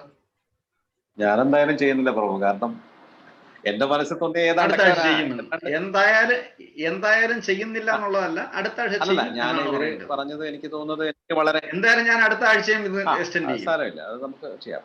പക്ഷെ എന്നാലും എനിക്ക് തോന്നുന്നത് ഏതാണ്ട് എല്ലാ പോയിന്റ്സുകളും ഏതാണ്ട് നമ്മൾ ഈ പറഞ്ഞ എല്ലാ ഭഗവത്ഗീതയെ കുറിച്ച് തന്നെ ടോട്ടലി ഒരു സംഭവം JP പ്രഭു പറഞ്ഞു. അപ്പൊ അത് എനിക്കും അതങ്ങനെ തന്നെയാണ് തോന്നിയിട്ടുള്ളത്. എനിക്ക് വലിയ ജ്ഞാനമൊന്നും ഇല്ലെങ്കിലും അദ്ദേഹം പറഞ്ഞതൊക്കെ ഏതാണ്ടൊക്കെ എനിക്കും ഒരു അവയർനെസ്. പ്രഭു, ഇത് മണിലാൽ പ്രഭുവും സുഷിൻ പ്രഭുവും കഴിഞ്ഞ ഒരു 4-5 വർഷത്തിനടുക്ക് പലതും പറഞ്ഞത് നോട്ട് ചെയ്തത് ഞാൻ ഒരു രൂപത്തിലാക്കി എന്ന് മാത്രം. അതാണ് നോട്ട് ചെയ്യുക എന്ന് പറഞ്ഞു കഴിഞ്ഞാൽ ശ്രദ്ധിക്കുക എന്നുള്ളതാണ്. ശ്രദ്ധിക്കുക എന്ന് പറഞ്ഞു കഴിഞ്ഞാൽ ഒരു പടി നമ്മൾ മുന്നോട്ട് പോയി കഴിഞ്ഞാൽ അത് എന്താണെന്ന് അന്വേഷിക്കുക എന്നുള്ളത്. അന്വേഷിച്ച് അത് റിയലൈസ് ചെയ്തതിന് ശേഷമാണ് ഇതുപോലെ പ്രസന്റേഷൻ പേപ്പറിൽ വരത്തുള്ളൂ. പഠിക്കുന്നതിനപ്പുറത്തേക്ക് തൊട്ടറിയുക. പ്രിപ്പയർ ചെയ്യാതെ പറ്റില്ല. എല്ലാരും പ്രിപ്പയർ ചെയ്യണം. എല്ലാരും ക്ലാസ് ഇത് കണക്ക് ഇപ്പൊ 3-4 ശ്ലോകം അതിൽ ഇമ്പോർട്ടന്റ് ആയിട്ട് നോക്കിയിട്ട് ഇപ്പൊ മാതാജി പറഞ്ഞ കണക്ക് അതും ഒരു വളരെ ഇതായിരിക്കും ചെയ്യാൻ. എല്ലാരും മുന്നോട്ട് വരണം. ഹരേ കൃഷ്ണ. ഇപ്പൊ ഈ ഒരു രണ്ടുപേരെയും, സുശീം പ്രഭുവിനെയും ജയപ്രകാശ് പ്രഭുവിനെയും പറഞ്ഞ പോയിന്റിനെ വേണമെന്നുണ്ടെങ്കിൽ അതൊന്ന് റിവ്യൂ ചെയ്യൂ, അല്ലെങ്കിൽ അവിടെ എന്തെങ്കിലും ചോദിക്കുകയോ രാജീവ് പ്രഭുവിനെ ചെയ്യാം. അത് കഴിഞ്ഞിട്ട് നമുക്ക് 3ാമത് ആളിലോട്ട് പോകാം. ഹരേ കൃഷ്ണ. രാജീവ് പ്രഭു മ്യൂട്ടാണ്.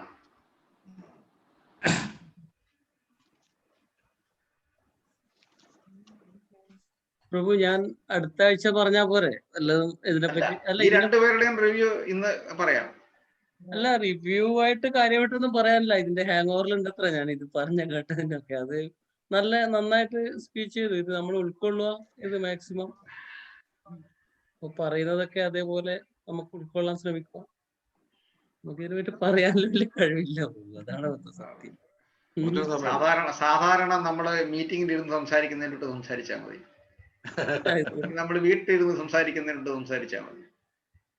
മാക്സിമം ജീവിതത്തിൽ ഉൾക്കൊള്ളും, അതന്നെയാണ് മാക്സിമം നമുക്ക്. എന്നാലും ജീവിതത്തിൽ ഉൾക്കൊള്ളുന്നത് ശരിയാണ്. പക്ഷെ ഇതിനകത്ത് ഏതാണ് നമുക്ക് ഏതെങ്കിലും ഒരു ശ്ലോകം, നമ്മൾ സാധാരണ പതുപോലെ എല്ലാ ചാപ്റ്റർ കഴിയുമ്പോഴും നമ്മൾ റിവ്യൂ ചെയ്യുന്നത് പോലെ ഇതിനകത്ത് ഏതാണ് എനിക്ക് ഇഷ്ടം, അല്ലെങ്കിൽ എന്നെ ഹഠാതാകർഷിച്ചിരിക്കുന്നത് എന്താണ് എന്നൊക്കെ നമ്മൾ പറയത്തില്ലേ, അതേപോലെ ക്യാച്ചിങ് പോയിന്റ് പറയാം. ഓക്കെ, രാജീവ് പ്രഭു ആലോചിക്കുക. വീണ്ടും രാജീവ് പ്രഭുവിന്റെ അടുത്ത് വരും. Okay okay, Hare Krishna. വിപിൻ പ്രഭു.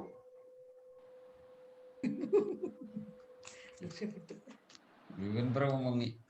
ഇല്ല, മുങ്ങൂല. വിപിൻ പ്രഭു ഒന്നും മുങ്ങുന്ന ആളല്ല. പറഞ്ഞോളൂ,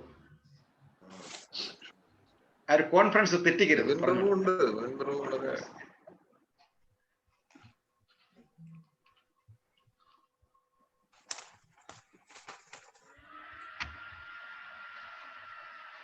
പറഞ്ഞോളൂ. നമ്മളെല്ലാവരും ഈ അർജുനന്റെ അവസ്ഥയിലല്ലേ പ്രഭു? അതെ, മൊത്തം കൺഫ്യൂഷൻ, എന്താണ് മൊത്തം കൺഫ്യൂഷൻ. അതാണ്. പക്ഷെ അത് തെളിയും, എനിക്ക് തോന്നുന്നത് നമ്മൾ തെളിഞ്ഞു വരും. എനിക്കൊക്കെ ഒരുപാട് ചേഞ്ച് ഉണ്ട്, പക്ഷെ അതെനിക്ക് പറഞ്ഞു ഫലിപ്പിക്കാൻ പറ്റുന്നില്ല. ഞാൻ ഫീലിങ്ങിലൂടെ അറിയുന്നുണ്ട് എനിക്ക് വലിയ ചേഞ്ച് ഉണ്ട്. ഞാനിത് അറിയാൻ തുടങ്ങിയ അത് തന്നെ പ്രഭു. ഞാൻ ഒരുപാട് ആഴ്ന്ന് പ്രിപ്പയർ ചെയ്യുന്നില്ലെങ്കിൽ പോലും എനിക്ക് പറയുന്നതൊക്കെ വളരെ നന്നായി ഫീൽ ചെയ്യുന്നുണ്ട്. അപ്പൊ ആ ചേഞ്ചസും എനിക്ക് വരുന്നുണ്ട്. അത് കാലക്രമത്തിൽ ഞാനൊരു നല്ല തലത്തിലേക്ക് എത്തുമെന്ന് എനിക്ക് ആത്മവിശ്വാസമുണ്ട്. കൺഫ്യൂസ് ആകാതിരിക്കാൻ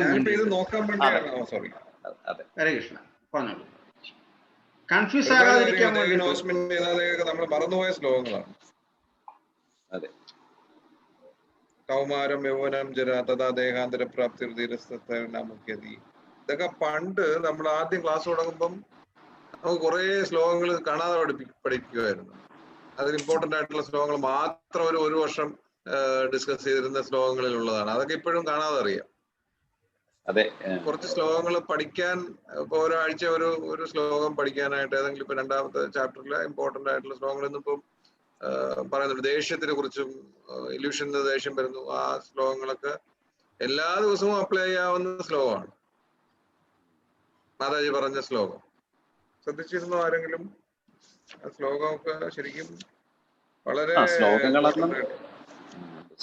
ശ്ലോകങ്ങളായിട്ടല്ല, പക്ഷെ അതിന്റെ സത്ത എനിക്ക് ഏറ്റവും കൂടുതൽ തോന്നിയത് ഈ രണ്ടാമത്തെ അധ്യായത്തിൽ നിന്നും തോന്നിയത്, നമ്മള് യഹോവ എന്ന ചോദ്യത്തിന് ഒരു ഉത്തരം, നമ്മളെ ഏതുമായി ബന്ധപ്പെട്ടിരിക്കുന്നു. അതെ, എന്താണ് സൂപ്പർ സോള്, അല്ലെങ്കിൽ എന്താണ് പരമാത്മാവ്, ജീവാത്മാവ്, ആ ബന്ധം, അത് നമ്മൾ ആരാണ് എന്നുള്ളതിന്റെ ഏറ്റവും പ്രധാനപ്പെട്ട ഉത്തരം അതാണ്.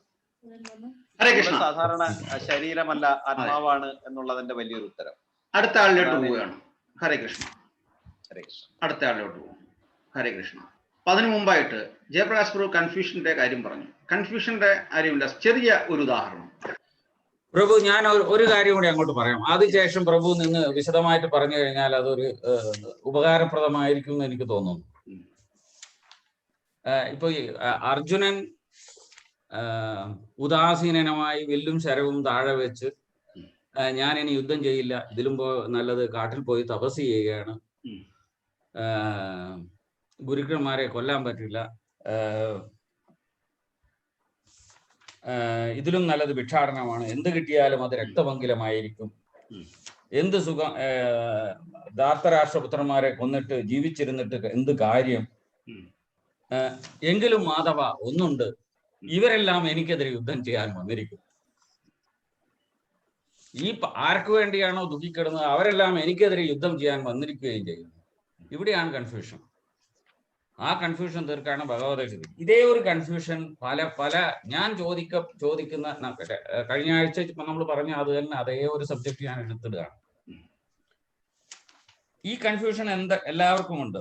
എന്തൊക്കെ ചെയ്യണം, ഏതൊക്കെ ചെയ്യണം, എങ്ങനെ കൃഷ്ണാവബോധം കൈവരിക്കാം, ഭഗവത്ഗീത വായിച്ചാൽ മതിയോ? ചില പ്രാദേശികമായിട്ടും സാധാരണക്കാർക്ക് പറ്റുന്നതുമായ ചില കാര്യങ്ങൾ പറയാം. അമ്പലത്തിൽ പോയാൽ എല്ലാ പ്രതിഷ്ഠകളും തൊഴണോ, അല്ല കൃഷ്ണനെ മാത്രം തൊഴാൽ മതിയോ? എന്ത് വഴിപാട് കഴിക്കണം, എങ്ങനെയൊക്കെ കഴിക്കണം, എന്തൊക്കെ പൂജാതി കർമ്മങ്ങൾ ചെയ്യണം, വീട്ടിൽ ഏതൊക്കെ മൂർത്തികൾ വെക്കാം? ശിവന്റെ അമ്പലത്തിൽ പോയി ശിവനെ തൊഴ ആരാധിക്കണോ? അല്ല അവിടെ കൃഷ്ണനെ ആരാധിക്കണോ? എന്തൊക്കെ ചെയ്താൽ ശ്രേഷ്ഠത കൈവരിക്കാം? പലതും ചെയ്തിട്ട് പുരോഗമനമില്ല. ഗുരുവായൂരിൽ പോയാൽ മമ്മിയൂരപ്പനെ കാണാമോ? എന്ത് വഴിപാട് കഴിച്ചാൽ ഫലം കിട്ടും? പ്രസാദം എങ്ങനെ കഴിക്കണം? ആർത്തവ സമയത്ത് പ്രസാദം കഴിക്കാമോ? ഭഗവാൻ എങ്ങനെ പ്രസാദം ഓഫർ ചെയ്യണം? ഈ ആശയക്കുഴപ്പങ്ങൾ മൊത്തം ഭക്തന്മാർക്ക് മാത്രമേ ഉള്ളൂ. അപ്പോൾ ഇവിടെ എന്താണ് വേണ്ടത്? ഒരു ആത്മ തത്വത്തിലേക്കുള്ള യാത്ര തന്നെയാണെന്ന് വേണ്ടതെന്ന് എനിക്ക് മനസ്സിലാവുന്നു. അതെല്ലാവർക്കും മനസ്സിലാവുന്ന തരത്തിൽ പ്രഭു പറയുക. അതിനുള്ള എളുപ്പവഴി ഭഗവത്ഗീതയാണെന്ന് പറയുന്നു. അർജുനൻ ഭഗവാനോട് തന്റെ വിഷാദങ്ങൾ പറഞ്ഞപ്പോൾ അത് യോഗമായി. അതുപോലെ ഭഗവത്ഗീത വായിച്ചാൽ നമുക്ക് ഈ യോഗം നമുക്കും കിട്ടും എന്ന് ഉറച്ചു വിശ്വസിക്കുന്ന ഒരാളാണ് ഞാൻ. ഭഗവത്ഗീത വായിക്കുക മാത്രമല്ല, വായിച്ച് അത് ജീവിതത്തിൽ പ്രാവർത്തികമാക്കണം. ഹരേ കൃഷ്ണ. ഹരേ കൃഷ്ണ. വാലിഡ് പോയിന്റ്സ് ആണ്. Points R noted. അപ്പം ഈ പോയിന്റ്സ് പറയും ഈ റിവ്യൂവിന് ശേഷം, അല്ലെങ്കിൽ മറ്റുള്ളവരുടെ സമയം നഷ്ടപ്പെടും. എന്തായാലും ഇപ്പൊ എൻ്റെ ഊഴമല്ല, എല്ലാവരുടെയും റിവ്യൂവിന് ശേഷം പറയും. അതിനു മുമ്പായിട്ട് ആ കൺഫ്യൂഷന്റെ കാര്യം അത് എടുത്തു പറയാൻ നമ്മുടെ പ്ലാറ്റ്ഫോമിലുള്ള 2 കുട്ടികൾ, ഒന്ന് നിവേദ്, 2 ഗോവിന്ദ്, ഫ്രൈഡേ രാവിലത്തെ ക്ലാസ്സിലാണ്. നമ്മളൊരു കാര്യം പോയിന്റ് ചെയ്യുമ്പം അതവരെ ഗഹനമായിട്ടെടുത്ത് അതിൻ്റെ ഡെപ്തിലോട്ട് പോയിട്ട് അവർ പ്രസന്റ് ചെയ്യാൻ തയ്യാറായിരിക്കുന്നു. അവർ പ്രസന്റ് ചെയ്തു ഒന്ന്, ഇനി രണ്ടാമതൊന്ന് പ്രസന്റ് ചെയ്യാൻ പോവുകയാണ്. ഞാനിവിടെ പറഞ്ഞ ഓരോ പോയിന്റുകളും ഈ കുട്ടികളെടുത്തും പറയുന്നുണ്ട്. ഉദാഹരണത്തിന് ഞാൻ പറഞ്ഞു, പ്രഭുപാദരുടെ ഏറ്റവും വലിയ ശിഷ്യനായിരുന്നു രാധാനാഥ സ്വാമി മഹാരാജ്. അപ്പം ഗോവിന്ദ് എന്ന് പറഞ്ഞ ആ കുട്ടി രാധാനാഥ സ്വാമി രാജിന്റെ ആ ഹിസ്റ്ററിയിൽ ഓട്ടോബയോഗ്രഫിയിലോട്ട് പോയി. ആ കുട്ടി അത് പഠിച്ചു, അദ്ദേഹത്തെ കുറിച്ച് ആ ചരിത്രം മൊത്തം വായിച്ചു. അടുത്ത ആഴ്ച പ്രസന്റ് ചെയ്യാൻ പോകുക. അപ്പം ആ ഒരു പ്രസന്റേഷൻ വന്ന് ഇതുപോലെ നമ്മൾ വൈഷ്ണവ ആചാര്യന്മാരെ കുറിച്ച് പഠിക്കണം. എന്തുകൊണ്ട് അവർ വൈഷ്ണവ ആചാര്യന്മാരായി, എന്താണ് അവരുടെ പ്രത്യേകത,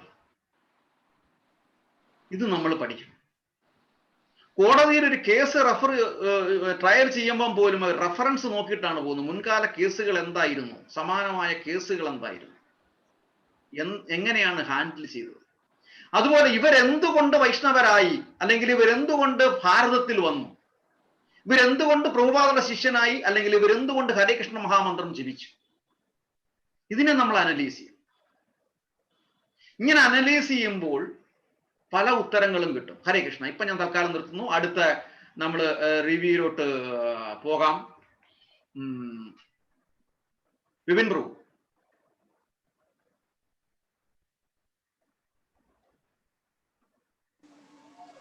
പ്രഭു, എനിക്കൊന്നും പറയാനില്ല.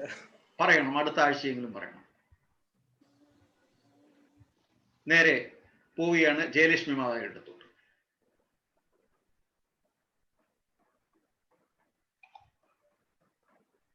പ്രഭു, ശരിക്കും പറഞ്ഞാൽ ഞാൻ പ്രിപ്പയർഡ് അല്ല. പിന്നെ എന്തെങ്കിലും വേണമെങ്കിൽ പറയാം. ഞാൻ ഇതത്ര നന്നായിട്ട് വായിച്ചിട്ടല്ല വന്നത്. ഭഗവത്ഗീത ഇടയ്ക്ക് വായിക്കാറുണ്ട്. പക്ഷെ ഈ പ്രഭു ഈ പറഞ്ഞ റിവ്യൂവിന് വേണ്ടിയിട്ട് തയ്യാറെടുത്തല്ല വന്നത്. എങ്കിലും എനിക്ക് തോന്നിയ 2 കാര്യങ്ങൾ പറയാം.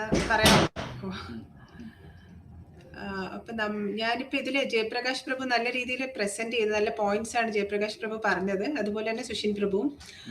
അപ്പം എനിക്ക് ഇതൊന്ന് മനസ്സിലാക്കാൻ പറ്റിയത്, നമുക്ക് ജയപ്രകാശ് പ്രഭു തന്നെ പറഞ്ഞല്ലോ, ഉപനിഷത്ത് ദിക്തോഗാവോ, അതായത് ഭഗവാൻ തന്നെ പറഞ്ഞിട്ടുണ്ട് നമ്മൾക്ക് ഉപനിഷത്ത് പഠിച്ചു കഴിഞ്ഞാൽ ഭഗവത്ഗീത കുറെ കൂടെ നന്നായിട്ട് നമുക്ക് മനസ്സിലാക്കാൻ പറ്റും. കാര്യം ഉപനിഷത്ത് എന്നുള്ള സത്ത് തന്നെയാണ് ഭഗവത്ഗീതയിലും ഉൾക്കൊണ്ടിട്ടുള്ളത്. അതിനേക്കാളും പ്രധാനമായിട്ട് എനിക്ക് പറയാനുള്ളത്, ഭഗവാൻ എവിടെയാണ് ഇരിക്കുന്നത് ശരിക്കും? ഭഗവാനെ നമുക്ക് പുറത്ത് നോക്കി അന്വേഷിച്ചാൽ കിട്ടുമോ? ഭഗവാൻ ഒരിക്കലും പുറത്ത് എവിടെ നോക്കിയാലും നമുക്ക് ഭഗവാനെ അന്വേഷിച്ചാൽ കിട്ടത്തില്ല. ഭഗവാൻ എന്ന് പറയുന്നത് നമ്മുടെ ഉള്ളിൽ തന്നെയാണ് ഇരിക്കുന്നത്. ഉള്ളിലിരിക്കുന്ന ഒരു ശക്തി തന്നെയാണ് ശ്രീകൃഷ്ണ പരമാത്മാവെന്ന് പറയുന്നത്. പരമാത്മാ എന്ന് പറയുന്നത് നമ്മുടെ ഉള്ളിൽ തന്നെ ഇരിക്കുന്ന ഒരു ശക്തിയാണ്. അപ്പൊ ഇതിനെ എങ്ങനെ അറിയാം നമുക്ക്? എങ്ങനെ ഇതറിയുന്നത്? അതായത് ഇപ്പം കഴിഞ്ഞ ദിവസം ഞാൻ പറഞ്ഞു നാരായണ ഗുരുവിന് കിട്ടിയ ഭഗവത് ദർശനം. അത് പുറത്തുനിന്നും കിട്ടുന്ന അറിവല്ല, അത് ഉള്ളിലിരിക്കുന്ന നമ്മളൊരു പ്രത്യേക ലെവലില്, ഇപ്പൊ ഭക്തിയിൽ കൂടെ നമ്മളൊരു പ്രത്യേക ലെവലില് ജ്ഞാനത്തിലോട്ട് എത്തുമ്പം ഭഗവാന്റെ രൂപം ഭഗവാൻ താനെ വെളിപ്പെടും. അതായത് അപ്പോഴാണ് നമ്മൾ പറയുന്ന ആത്മസാക്ഷാത്കാരം എന്നൊക്കെ അതിനെയാണ് പറയുന്നത്. അത് എങ്ങനെ വെളിപ്പെടുന്നു എന്ന് പറഞ്ഞാൽ ഒരു കഥ ഞാൻ പറയാം. കഥയൊക്കെ പറയാൻ സമയമുണ്ടോ പ്രഭു? പറയട്ടെ, കുഴപ്പമില്ലല്ലോ. എത്ര മിനിറ്റ് എടുക്കും? ഒരു ഭഗവത്ഗീതയിലെ തന്നെ ഒരു കഥയാണ്, ഒരു 2 മിനിറ്റ്. No problem. അതായത് ഭീഷ്മാചാര്യര് ശരശയ്യെ കിടക്കുന്ന ഒരു രംഗമുണ്ട്. ഭീഷ്മാചാര്യര് യുദ്ധമൊക്കെ കഴിഞ്ഞ് ഭീഷ്മാചാര്യര് ശരശയ്യെ കിടക്കുവാണ്. അപ്പം പഞ്ചപാണ്ഡവര് യുദ്ധം ജയിച്ച് ആ ഒരു വിജയം ആഘോഷിക്കൊണ്ടിരിക്കുന്ന ആ സമയം. അപ്പം പഞ്ചപാണ്ഡവര് വിജയം ആഘോഷിക്കുമ്പോഴത്തേക്ക് അവര് ഒരു തീരുമാനത്തിലെത്തും, നമ്മുടെ ഈ വിജയത്തിന് കാരണം ആരാണ്? സാക്ഷാൽ ശ്രീകൃഷ്ണനാണ്. അപ്പൊ നമുക്ക് ശ്രീകൃഷ്ണനെ വിളിച്ചൊന്ന് ആരാധിക്കണം. നമ്മൾ ഹസ്തിനപുരിയില് അധികാരം ഏൽക്കുന്നതിന് മുമ്പ് ശ്രീകൃഷ്ണ പരമാത്മാവിനെ വിളിച്ച് നമുക്കൊന്ന് ആരാധിക്കണമെന്ന് ഇവര് തീരുമാനിച്ചു, പഞ്ചപാണ്ഡവർ 5 പേര്. അങ്ങനെ ഇവര് ഹസ്തിനാപുരിയില് അധികാരത്തിലേറ്റതിന് ശേഷം ഭഗവാനെ ക്ഷണിച്ച് ഒരു നല്ല സിംഹാസനത്തിലൊക്കെ ഇരുത്തി ഭഗവാനെ അവിടെ ഇവർ ആരാധിക്കാൻ തുടങ്ങും. ഭഗവാനെ നല്ല രീതിയിൽ പൂക്കളും പുഷ്പം ദോയം ഇതെല്ലാം വെച്ച് ആരാധിക്കുമ്പോഴേക്ക് ഭഗവാൻ എന്ത് ചെയ്യുമെന്ന് പറഞ്ഞാൽ ഒട്ടും മൈൻഡ് ചെയ്യാത്ത കണക്ക് വേറെന്തോ ആലോചനയിൽ ഇങ്ങനെ ഇരിക്കുന്നുണ്ടായിരുന്നു ഭഗവാൻ. അപ്പൊ ഇവർക്കത് വിഷമോ, ഇവര് വീണ്ടും ഭഗവാൻ അങ്ങ് ആരാധിച്ചുകൊണ്ടിരിക്കുക. പക്ഷെ കൃഷ്ണൻ എന്ത് ചെയ്യുന്നു? ഇവരെ മൈൻഡ് പോലും ചെയ്യുന്നില്ല. ഭഗവാൻ വേറെന്തോ ചിന്തയിൽ ഇങ്ങനെ ഇരിക്കുകയാണ്. അങ്ങനെ എല്ലാ ആരാധനയും കഴിഞ്ഞ് ഈ ധർമ്മപുത്രർ അടക്കം 5 പേരും കൂടെ ഭഗവാനോട് ചോദിക്കും, എന്താണ് അങ്ങ് ഞങ്ങൾ ഈ പ്രാർത്ഥിച്ചിട്ട് ഞങ്ങൾ ഈ ആരാധനയിലൊന്നും അങ്ങ് ശ്രദ്ധിക്കാത്തത് എന്തുകൊണ്ടാണ് എന്ന് ഭഗവാന്റെ അടുത്ത് ചോദിക്കും. അപ്പൊ ഭഗവാൻ പറയും, അങ്ങ് ദൂരെ യുദ്ധകളത്തില് ശരശയ്യെ കിടന്നുകൊണ്ട് ഭീഷ്മാചാര്യർ എന്നെ കണ്ടു എന്ന് പറഞ്ഞു. അപ്പൊ അതിന്റെ അർത്ഥം എന്താണ്? ഇവർ ഇത്രയും നേരം ഭക്തിയോടെ ഭഗവാനെ ആരാധിച്ചിട്ടും ഭഗവാന്റെ മനസ്സ് അവിടെ അല്ല നിന്നത്. പകരം അങ്ങ് ദൂരെ ശരശയ്യെ കിടക്കുന്ന ഭീഷ്മാചാര്യർ ഭഗവാനെ വിളിച്ചപ്പോൾ ഇവിടെ ഇവർക്ക് ഫിസിക്കൽ പ്രസൻസേ ഭഗവാന്റേത് ഉണ്ടായിട്ടുള്ളൂ. ഭഗവാന്റെ മനസ്സ് എവിടെയാണ് നിൽക്കുന്നത്? ഭീഷ്മാചാര്യരുടെ കൂടെയാണ് നിൽക്കുന്നത്. അതെന്താണ് അതിന് കാരണം? അതിന്റെ കാരണം എന്തെന്ന് പറഞ്ഞാല് നമ്മുടെയൊക്കെ ഉള്ളിൽ ഒരു ശക്തിയുണ്ട്, കുണ്ടലിനി ശക്തി എന്നൊക്കെ നമ്മൾ പറയും. അത് ഉണരുമ്പോഴത്തേക്കാണ് നമുക്ക് എന്താണ് കോൺഷ്യസ്നെസ്സിലോട്ട് വരുന്നത്. പ്യുവർ കോൺഷ്യസ്നെസ് ആണ്. ആ ശക്തി പരമാത്മാവിലോട് ഒരു കണക്ഷൻ ഉണ്ട്. ആ കണക്ഷനിൽ എത്തുമ്പോഴാണ് അത് സൂപ്പർ കോൺഷ്യസ്നെസ് ആണ്. അതാണ് സാക്ഷാൽ ശ്രീകൃഷ്ണ പരമാത്മാവിന്റെ പാദം പൂകുന്നു എന്നൊക്കെ നമ്മൾ പറയുന്നത്. അപ്പൊ ഇതെല്ലാം നമ്മുടെ ഉള്ളിൽ തന്നെ ഇരിക്കുന്ന പവേഴ്സ് ആണ്. ഇനി ശ്രീകൃഷ്ണൻ അത് എങ്ങനെയാണ് ഇവരോട് പറഞ്ഞതെന്ന് വെച്ചാല്, എങ്ങനെയാണ് ഭീഷ്മാചാര്യർ ശ്രീകൃഷ്ണനെ ദർശിച്ചത്, അല്ലെങ്കിൽ ശ്രീകൃഷ്ണൻ ഭീഷ്മാചാര്യരെ ദർശിച്ചതെന്ന് പഞ്ചപാണ്ഡവർക്ക് പറഞ്ഞു കൊടുക്കുന്നുണ്ട്. അത് എങ്ങനെയെന്ന് വെച്ചാൽ ഇങ്ങനെയാ പറഞ്ഞത്. ഭഗവാൻ പറഞ്ഞു, അങ്ങ് ദൂരെ സന്തനുപുത്രനായ ശരശയിൽ കിടക്കുന്ന സന്തനുപുത്രനായ ഭീഷ്മാചാര്യർ എന്നെ കണ്ടു, ഞാൻ അദ്ദേഹത്തിന്റെ അടുത്തായിരുന്നു. എങ്ങനെയാന്ന് വെച്ചാൽ സുഷുമ്ന നാഡിയുടെ ഇത് ഭഗവാൻ പറയുന്ന വാക്കുകളാണ്. സുഷുമ്ന നാഡിയുടെ മൂലാധാരത്തിങ്കൽ നിന്ന് എഴുന്നള്ളുന്ന കുണ്ടലിനി ശക്തിയെ ചക്രങ്ങൾ കടന്ന് സൗദാമിനി ലത പോലെ മുഖ്യമാം ബ്രഹ്മരംഗത്തിങ്കൽ ചെന്ന് ആശുമുട്ടി മണ്ഡലത്തിൽ നിന്ന് ഒഴുകുന്ന സുധാബിന്ദുക്കൾ കീഴ്പോട്ട് പോന്ന് മൂലാധാരം പ്രാപിച്ച് പരമാനന്ദം കൊണ്ട് ഗേയനാം എന്നെ കണ്ടു എന്നാണ് പറയുന്നത്. എന്ന് വെച്ചാൽ നമുക്ക് എനർജി സെന്റേഴ്സ് ഉണ്ട്. അതായത് മൂലാധാരം, സ്വാധിഷ്ഠാനം, ആജ്ഞ, വിശുദ്ധി, അങ്ങനെ പല പല ചക്രങ്ങളുണ്ട്. അപ്പം ഭഗവാനെ അറിയണമെങ്കിൽ നമ്മൾ ഭക്തിയിലൂടെ പോകുമ്പോൾ എന്താണ് ആക്ച്വലി സംഭവിക്കുന്നത്? നമ്മുടെ ഈ ശക്തികളൊക്കെ ഉണരും. അതായത് ഈ കുണ്ടലിനി ശക്തി അവേക്കനിങ് എന്നും പറയും. ഇത് അനുഭവിച്ച് കിട്ടിയ അറിവല്ല, കേട്ടറിഞ്ഞതാണ്. ചിലപ്പോൾ ശരിയായിരിക്കാം, ചിലപ്പോൾ തെറ്റായിരിക്കാം. ഓരോരുത്തർക്കും യുക്തി, അതായത് നമ്മളിപ്പോ ഒരു കാര്യം ഇപ്പൊ ഞാൻ പറയുന്നതായാലും ആര് പറയുന്നതായാലും നമ്മൾ കേൾക്കുക, ശ്രുതി, യുക്തി, നമുക്ക് ചിന്തിച്ച് നോക്കി അത് പിന്നെ അനുഭവം വേണം. ശരിയാണെന്ന് തോന്നുന്നെങ്കിൽ മാത്രം എടുത്ത് അംഗീകരിച്ചാൽ മതി. ഞാൻ ജസ്റ്റ് പറയുന്നതേ ഉള്ളൂ. എനിക്ക് അറിയാൻ പറ്റിയത് ഞാൻ പറയുന്നതേ ഉള്ളൂ. അപ്പൊ ഇങ്ങനെ ആര് കണ്ടു? ഭീഷ്മാചാര്യർ ഭഗവാനെ കണ്ടു. അപ്പൊ അതാണ് അവിടെ പറയുന്നത്. അപ്പം ഭഗവാൻ നമ്മളിപ്പോ വേറെ പുറത്തൊന്നും അല്ല. ഭഗവാൻ എന്ന് പറയുന്നത് നമ്മുടെ ഉള്ളിലാണ്. ഭഗവാനും ഭക്തനും ഭക്തി കൂടി രണ്ടും ഒരേ പോയിന്റിൽ വന്നെത്തുന്ന ഒരു അവസ്ഥയുണ്ട്. അപ്പം നമ്മളിപ്പോ ജീവിക്കുന്ന എന്താണ്? സുഖം, ദുഃഖം, നല്ലത്, ചീത്ത. നമ്മളിനി ഏത് 33 കോടി ദൈവങ്ങൾ നമുക്കുണ്ട്. ആര് പ്രാർത്ഥിച്ചിരുന്നാലും ഞാൻ കഴിഞ്ഞ പ്രാവശ്യം പറഞ്ഞു, അതൊക്കെ കർമ്മകാണ്ഡത്തിൽ വരുന്നതാണ്. ആര് പ്രാർത്ഥിച്ചിരുന്നാലും ഈ ദുഃഖം ഉണ്ടെന്നുള്ളത് സത്യമാണ്. അപ്പൊ ദുഃഖം എങ്ങനെ മാറും? ഇപ്പം ഭക്തിയിലൂടെ നമ്മൾ പോവുകയാണെങ്കിൽ എവിടെയാണോ ഭക്തി മാറി ഭഗവത് പാദം നമ്മൾ പോകുന്നത്, എല്ലാം ഇപ്പം മാതാജി പറഞ്ഞ പോലെ എല്ലാം ബാലൻസ് ചെയ്ത് നമുക്ക് കാണാൻ പറ്റുന്ന പോയിന്റ് ഏതാണോ അവിടെയാണ് റിയൽ ഭഗവത് പാദം പോകുന്നത്, റിയൽ സന്തോഷം നമുക്ക് ലഭിക്കുന്നത്. അതിനെ സന്തോഷം എന്നല്ല, ആനന്ദം എന്നാ പറയുന്നത്. ആനന്ദത്തിന് ഓപ്പോസിറ്റ് ഒരിക്കലും നമുക്ക് പറയാൻ പറ്റില്ല. പക്ഷെ ബാക്കി എല്ലാത്തിനും, ദ്വൈതത്തിനൊക്കെ ഓപ്പോസിറ്റ് ഉണ്ട്. സുഖത്തിനൊരു ഓപ്പോസിറ്റ് ഉണ്ട്, ദുഃഖം, പിന്നെ എന്താണ്, രാവിന് പകല്. ഇവൻ ഒരു കോയിൻ എടുത്താൽ തന്നെ അതിന് 2 സൈഡ്സ് ഉണ്ട്. അപ്പൊ അതെന്ന് പറയുന്നത് ദുഃഖമാണ് ശരിക്കും, നല്ലത് ചീത്ത. ഓക്കെ, അപ്പൊ നമ്മൾ എവിടെയാണോ ഭഗവാനെ വിളിക്കുമ്പം ആ പോയിന്റ് മാറുന്നത്, അവിടെയാണ് സൂപ്പർ കോൺഷ്യസ്നെസ് ഉണരുന്നത്, നമുക്ക് എല്ലാം ബാലൻസ് ആയത് കാണാൻ പറ്റുന്നത്. പ്രഭു, തൽക്കാലം ഞാൻ ഇത്രയും പറഞ്ഞ് നിർത്താം. അടുത്ത ആഴ്ച ഞാൻ നോക്കിയിട്ട് വന്ന് പറയാം. ഓക്കെ, ഹരേ കൃഷ്ണ പ്രഭു. ഹരേ കൃഷ്ണ, താങ്ക് യു. അപ്പം യോഗ ചെയ്യുന്നതിന്റെ ഉദ്ദേശം ആക്ച്വലി യഥാർത്ഥ ആചാര്യനാണെങ്കിൽ നമ്മൾ എന്തെങ്കിലും പഠിക്കുമ്പം ആ പഠിക്കുന്നതിന്റെ ഉദ്ദേശശുദ്ധിയെ കുറിച്ച് ആദ്യം പറയും. നമ്മൾ ഇപ്പൊ സ്കൂളിൽ പോകുന്നു, അല്ലെങ്കിൽ അത് നമ്മൾ കുട്ടികളുടെ അടുത്ത് പറയും. ഓക്കെ, കുറച്ചും കൂടെ ഉപരിയായിട്ട് പോകുമ്പോൾ നമ്മൾ മെയിൻ സബ്ജക്റ്റ് എടുത്തു പോകും. മെയിൻ സബ്ജക്റ്റ് എടുത്തു പോകുമ്പം അതിന്റെ ഉദ്ദേശശുദ്ധി എന്താണ്, ഈ സബ്ജക്റ്റ് എടുത്ത് പഠിക്കുമ്പോൾ നിനക്ക് എന്താകാം. അത് കഴിഞ്ഞ് കുറച്ചുകൂടി പോകുമ്പോൾ നമ്മൾ PhD എടുക്കും. PhD എടുക്കുന്നത് അതിനെപ്പറ്റി റിസർച്ച് ചെയ്യാനാണ് എന്ന് പറയുന്നത് പോലെ ആ യോഗാചാര്യന്റെ ഉദ്ദേശശുദ്ധി ആദ്യം പറയണം. നമ്മൾ ഈ യോഗ ചെയ്യുന്നത് ശരിക്കുമുള്ള, അതായത് നമ്മുടെ ഉള്ളിൽ ഇരിക്കുന്ന ശ്രീകൃഷ്ണ പരമാത്മാവിനെ ദർശിക്കാൻ വേണ്ടിയിട്ടാണ്. So and so reason Sri Krishna ഭഗവാൻ എന്താണ്, ആരാണ് എന്നുള്ള ഇൻട്രക്ഷനിലൂടെ പോയിട്ട്, അതുകൊണ്ട് നമ്മളുടെ ഓരോ അംഗങ്ങളെയും ഏതേത് യോഗയിലൂടെ കൊണ്ടുപോകാൻ പറ്റുമോ അങ്ങനെ കൊണ്ടുപോകുമ്പോൾ നമുക്ക് ശ്രീകൃഷ്ണ ഭഗവാനെ ദർശിക്കാൻ സാധിക്കും. അതിന്റെ ഉദാഹരണങ്ങൾ ശ്രീനാരായണ ഗുരുവിനെ എടുക്കാം, മറ്റാചാര്യന്മാരെ എടുക്കാം. അങ്ങനെ വരുമ്പോൾ അതിനൊരു ഡയറക്റ്റ് ട്രാൻസ്പെറൻസി വരും. ആ ട്രാൻസ്പെറൻസി ഉണ്ടാകുമ്പോൾ നമുക്ക് വീണ്ടും ഭഗവാനെ അടുക്കാനുള്ള ഒരു ഒരു മനസ്സ്, അടുക്കാനുള്ള ഒരു ഉത്സാഹം അവിടെ വീണ്ടും ഉണ്ടാകും. Hare Krishna, thank you. എന്തായാലും അടുത്ത ആഴ്ച നമുക്ക് അതിന്റെ ബാക്കി പോയിന്റുകളുമായിട്ട് വരാം. താങ്ക് യു ജയലക്ഷ്മി മാതാജി. ഹരേ കൃഷ്ണ. ഹരേ കൃഷ്ണ പ്രഭു, എനിക്കൊരു ക്ലാസ് ഉണ്ട്. ഞാൻ മെല്ലെ പോകുക. തീർച്ചയായിട്ടും. ഹരേ കൃഷ്ണ പ്രഭു, ഒരു ക്ലാസ് ഉണ്ട് ഇന്ന്. Thank you. ഹരേ കൃഷ്ണ. സംസ്കൃതം. Thank you. ഹരേ കൃഷ്ണ. ഹരേ കൃഷ്ണ. മറ്റേ ഇന്നിട്ട ഗ്രൂപ്പാണോ, ഇന്നിട്ട ലിങ്ക് ആണോ? ഇത് റെഗുലർ ക്ലാസ്സാ പ്രഭു. ഓക്കെ, ഇന്നിട്ട ലിങ്ക് അല്ലല്ലേ? ഓക്കെ, അല്ല. ഓക്കെ, ഹരേ കൃഷ്ണ. ഇത് നമ്മള് റെഗുലർ നേരത്തെ തുടങ്ങിയിരിക്കുന്ന, അതിന്റെ എക്സാം ഇനി ഡിസംബറിലാണ്, അതുകൊണ്ട് ഒരു സ്പെഷ്യൽ ക്ലാസ് വെച്ചത്. Very good. ഓക്കെ, തീർച്ചയായിട്ടും പഠിച്ചു വരിക. Hare Krishna. Okay, Hare Krishna. Thank you. Hare Krishna. ഞാൻ ലിവിയാണ്. പ്രഹ്ലാദൻ ചേട്ടൻ ഒന്ന് സംസാരിച്ചിട്ട് ലീവ് ചെയ്യാം. ഓക്കെ, നവരാത്രി ആഘോഷം 8 മണി പോലെ തുടങ്ങുകയാണ്. എന്തോ നവരാത്രി. ഓക്കെ, ഒരു 10 മിനിറ്റ് നിൽക്കാം. അവിടെ തുടങ്ങുമ്പോഴത്തേന് അങ്ങോട്ട് കയറാം. 8 മണി കറക്റ്റാ. 8 മണി കറക്റ്റ് ആണെന്ന് അറിയാം, പക്ഷെ വിളക്ക് കൊളുത്തി വരുമ്പോഴത്തേന് സമയമാവും. ഹരേ കൃഷ്ണ, ഒന്ന് പറഞ്ഞിട്ട് പോകും. പ്രഭു, ഞാൻ ലീവ് ആയിക്കോട്ടെ പ്രഭു, എനിക്കും ഉണ്ട്. ഓക്കെ, തീർച്ചയായിട്ടും. ഹരേ കൃഷ്ണ. ഹരേ കൃഷ്ണ. ഹരേ കൃഷ്ണ. നെക്സ്റ്റ് നമ്മൾ പോകുന്നു. നവീൻ പ്രഭുവിന്റെ അടുത്ത് വരുന്നതിന് മുമ്പിട്ട് നമ്മളുടെ സിമ്മയുടെ അടുത്തേക്ക് ഞാൻ വരികയാണ്. ഹരേ കൃഷ്ണ.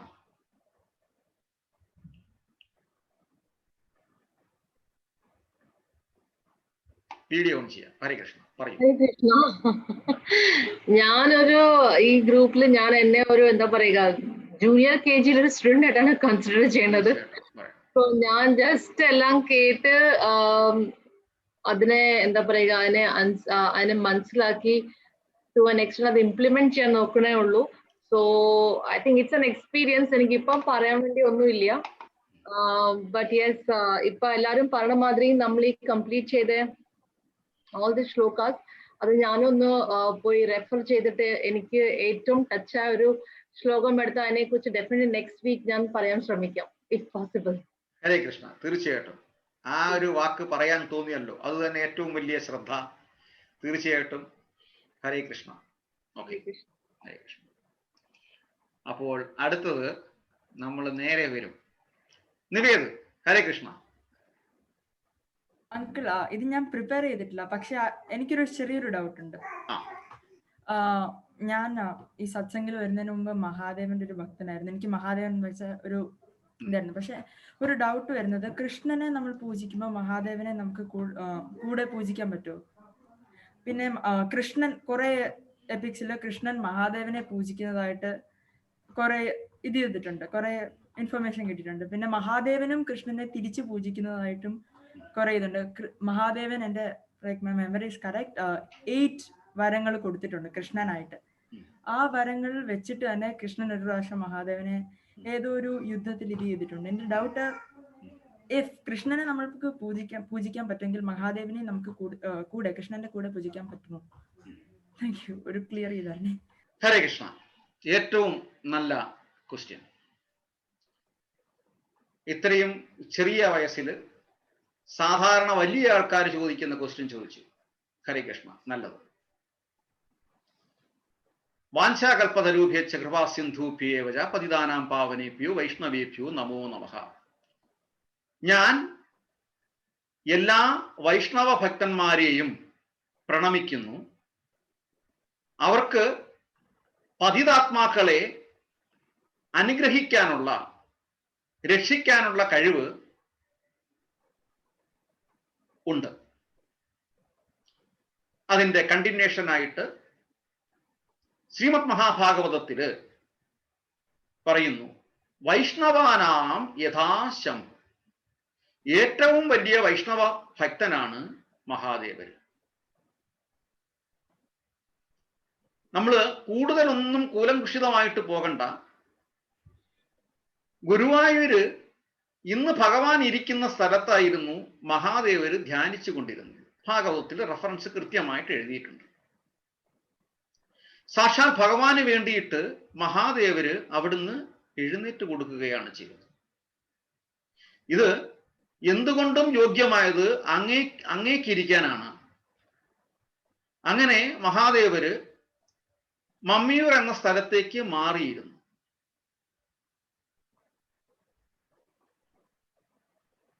ശ്രീമദ് മഹാഭാഗവതം വീണ്ടും കണ്ടിന്യൂ ചെയ്യുന്നു. ഭഗവാൻ പറയുന്നു, ബ്രഹ്മ, Vishnu and Maheshwara, these three are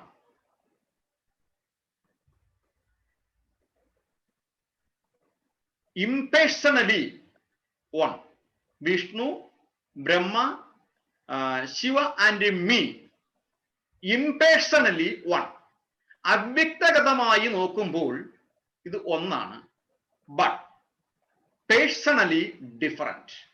വ്യക്തിപരമായി എടുക്കുകയാണെങ്കിൽ എല്ലാം വ്യത്യസ്തമാണ്. വീണ്ടും ഭഗവത്ഗീതയില് പറയുന്നു, വിഭൂതി വിസ്തര യോഗത്തില്, രുദ്രാണാം ശങ്കര അസ്മി.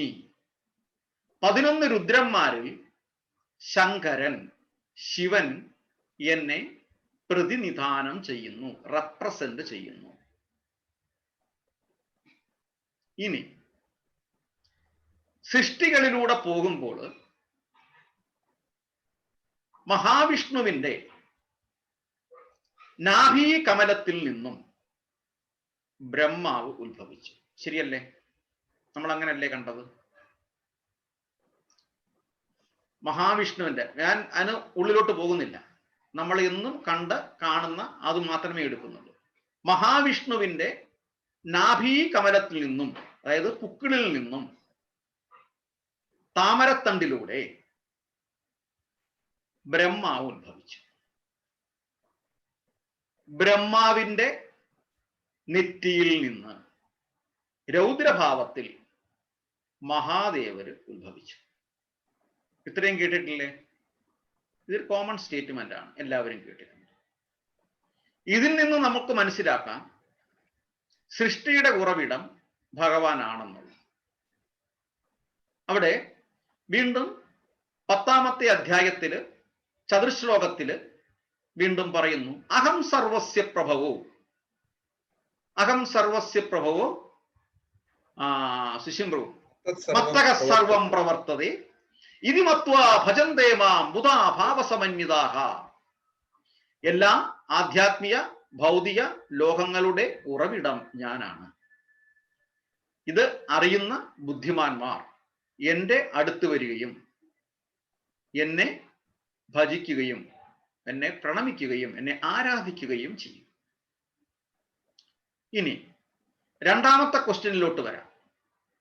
മഹാദേവരെ പ്രാർത്ഥിക്കുന്നത് കൊണ്ട് കുഴപ്പമുണ്ടോ?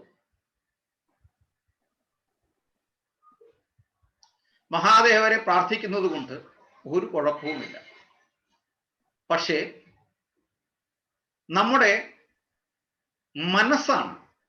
നമ്മൾ ആദ്യം എന്താണ് നമ്മൾ ചെയ്യേണ്ടതെന്നാണ് നമ്മൾ ആദ്യം മനസ്സിലാക്കേണ്ടത്.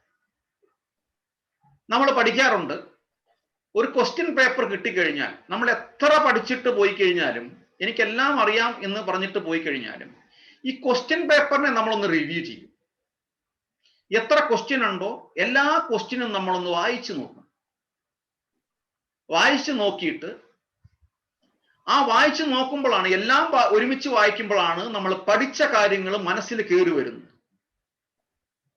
എന്ന് പറഞ്ഞതുപോലെ ഇനി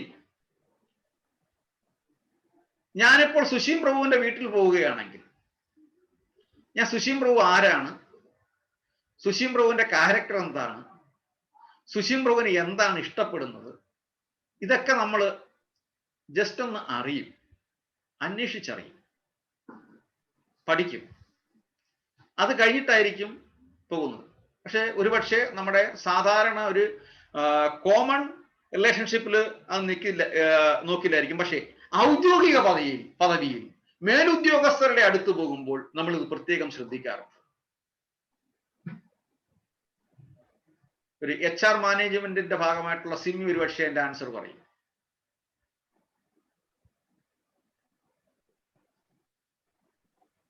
ഐ തിങ്ക് ഇത് HR-ന്റെ അല്ല, ഇതിപ്പോ ഏത് മാനേജർ ആയാലും ഏത് എംപ്ലോയി ആയാലും അവർക്ക് ഒരു ടീമില് ഒരുമിച്ച് വർക്ക് ചെയ്യണമെങ്കിൽ അവർ ആ പ്ലസ് ആൻഡ് മൈനസസ് മനസ്സിലാക്കും. എന്നിട്ട് അക്കോർഡിംഗ്ലി അത് അവർ ആ ടീമിനെ ഫോം ചെയ്ത് തന്നെ അതിൽ വർക്ക് ചെയ്യും. ഐ തിങ്ക് ജസ്റ്റ് HR-ന്റെ ഭാഗമല്ല, ഏത് ലെവലായാലും ടീം വർക്ക് ഇമ്പോർട്ടൻ്റ് ആണ്. അപ്പൊ ആ ടീമിന്റെ വീക്ക്നെസ്സും പ്ലസും മനസ്സിലാക്കിയിട്ട് അത് അവർ കവർ ചെയ്ത് വർക്ക് ചെയ്യണം. കറക്റ്റ്. Thank you. ഞാനിത് പറയപ്പിച്ചതിന് കാരണം, നിവേദ് വളരെ ചെറുപ്പമാണ്. അവർ പ്രാക്ടിക്കലി കണ്ടറിഞ്ഞാണ് വളരേണ്ടത്. ഇവിടെ എന്ന് പറഞ്ഞതുപോലെ മഹാദേവര് ആരാണ്, മഹാദേവരുടെ ക്യാരക്ടർ എന്താണ്, മഹാദേവർക്ക് എന്താണ് ഇഷ്ടം. അപ്പൊ മഹാദേവര് എപ്പോഴും ആരാധിച്ചു കൊണ്ടിരുന്നത്, ധ്യാനിച്ചു കൊണ്ടിരുന്നത് ശ്രീരാമചന്ദ്രനെയായിരുന്നു. സാക്ഷാൽ ഭഗവാനെയായിരുന്നു മഹാദേവർ ധ്യാനിച്ചു കൊണ്ടിരുന്നത്. അപ്പോൾ നമ്മൾ മഹാദേവരുടെ അടുത്ത് ചെല്ലുമ്പോൾ എന്താണ് വേണ്ടത്? ഭഗവാന്റെ ഏറ്റവും ഇഷ്ടപ്പെട്ട ഭക്തനാണ് മഹാദേവരെന്നാകുമ്പോൾ മഹാദേവരോട് നമ്മൾ ഭവ്യമായി അഭ്യർത്ഥിക്കേണ്ടത്, അപേക്ഷിക്കേണ്ടത്, എനിക്ക് ഭഗവാന്റെ അനുഗ്രഹത്തിനായി അവിടുന്ന് റെക്കമെൻഡ് ചെയ്യണമേ. മഹാദേവരെ കാണുമ്പോൾ സാഷ്ടാംഗം പ്രണമിച്ചിട്ട്, അങ്ങ് ഭഗവാന്റെ ഏറ്റവും വലിയ ഭക്തനാണ്, അതുകൊണ്ട് ഞാൻ അങ്ങയോട് അപേക്ഷിക്കുന്നു, എനിക്ക് ഭഗവാന്റെ അനുഗ്രഹം കിട്ടണമേ. തീർച്ചയായിട്ടും മഹാദേവർക്ക് ഏറ്റവും വലിയ സന്തോഷം, വരങ്ങൾ ചോദിക്കുന്നതിനേക്കാൾ ഏറ്റവും വലിയ സന്തോഷം അതാണ്. മഹാദേവര് തീർച്ചയായിട്ടും നമ്മളെ ഡൈവേർട്ട് ചെയ്യും. ഇതിനെ അനലൈസ് ചെയ്യാം. ജെനുവിനായിട്ടുള്ള പല മഹാദേവ ഭക്തന്മാരും ജെനുവിനായിട്ടുള്ള പല ദേവീ ഭക്തന്മാരും അവസാനം ഭഗവാനിൽ എത്തിച്ചേർന്നിട്ടുണ്ട്. ഇത് കാരണം മഹാദേവരുടെയും ദേവിയുടെയും ദുർഗാദേവിയുടെയും അനുകമ്പയാണ്, സ്നേഹമാണ്. എല്ലാ ക്ഷേത്രങ്ങളിലും പോകാം, യാതൊരു തെറ്റുമില്ല. പക്ഷെ ആ ക്ഷേത്രങ്ങളിൽ പോകുമ്പോൾ നമ്മുടെ കോൺഷ്യസ്നസ്, നാരദ മഹർഷിയെ പോലെ ആയിരിക്കണം.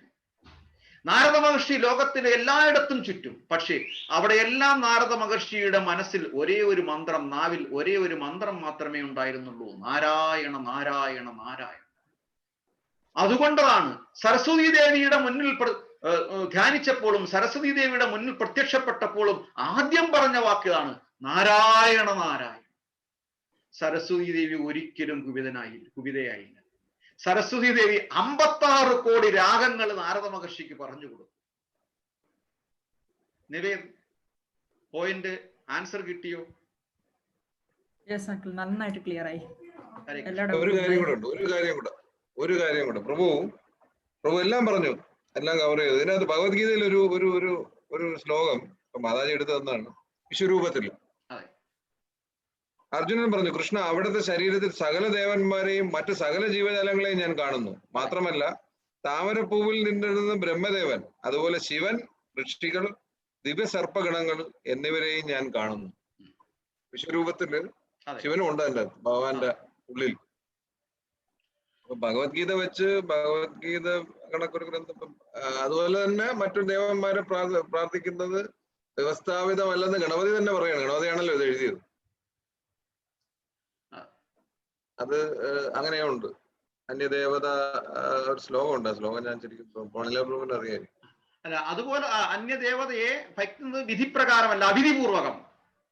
പക്ഷെ അവരുടെ അടുത്ത് പോകേണ്ടത് എങ്ങനെയെന്ന് പറയുന്നുണ്ട്. അപ്പം അവരെ നമ്മൾ തിരസ്കരിക്കുക എന്നുള്ളതല്ല, അവരോട് നമ്മൾ എങ്ങനെയാണ് അവരെ സമീപിക്കേണ്ടത് എന്നുള്ള ബുദ്ധിയാണ് നമുക്ക് വേണ്ടത്.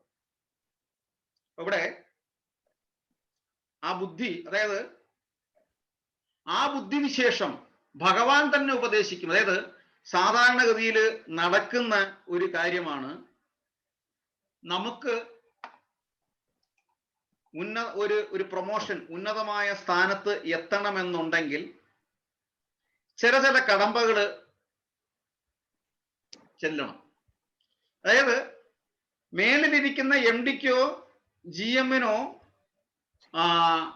ഇഷ്ടമാണെങ്കിൽ കൂടി അവർക്ക് ചില ഫയലുകൾ ഡയറക്റ്റ് കൊണ്ടുവരാൻ പറ്റത്തില്ല.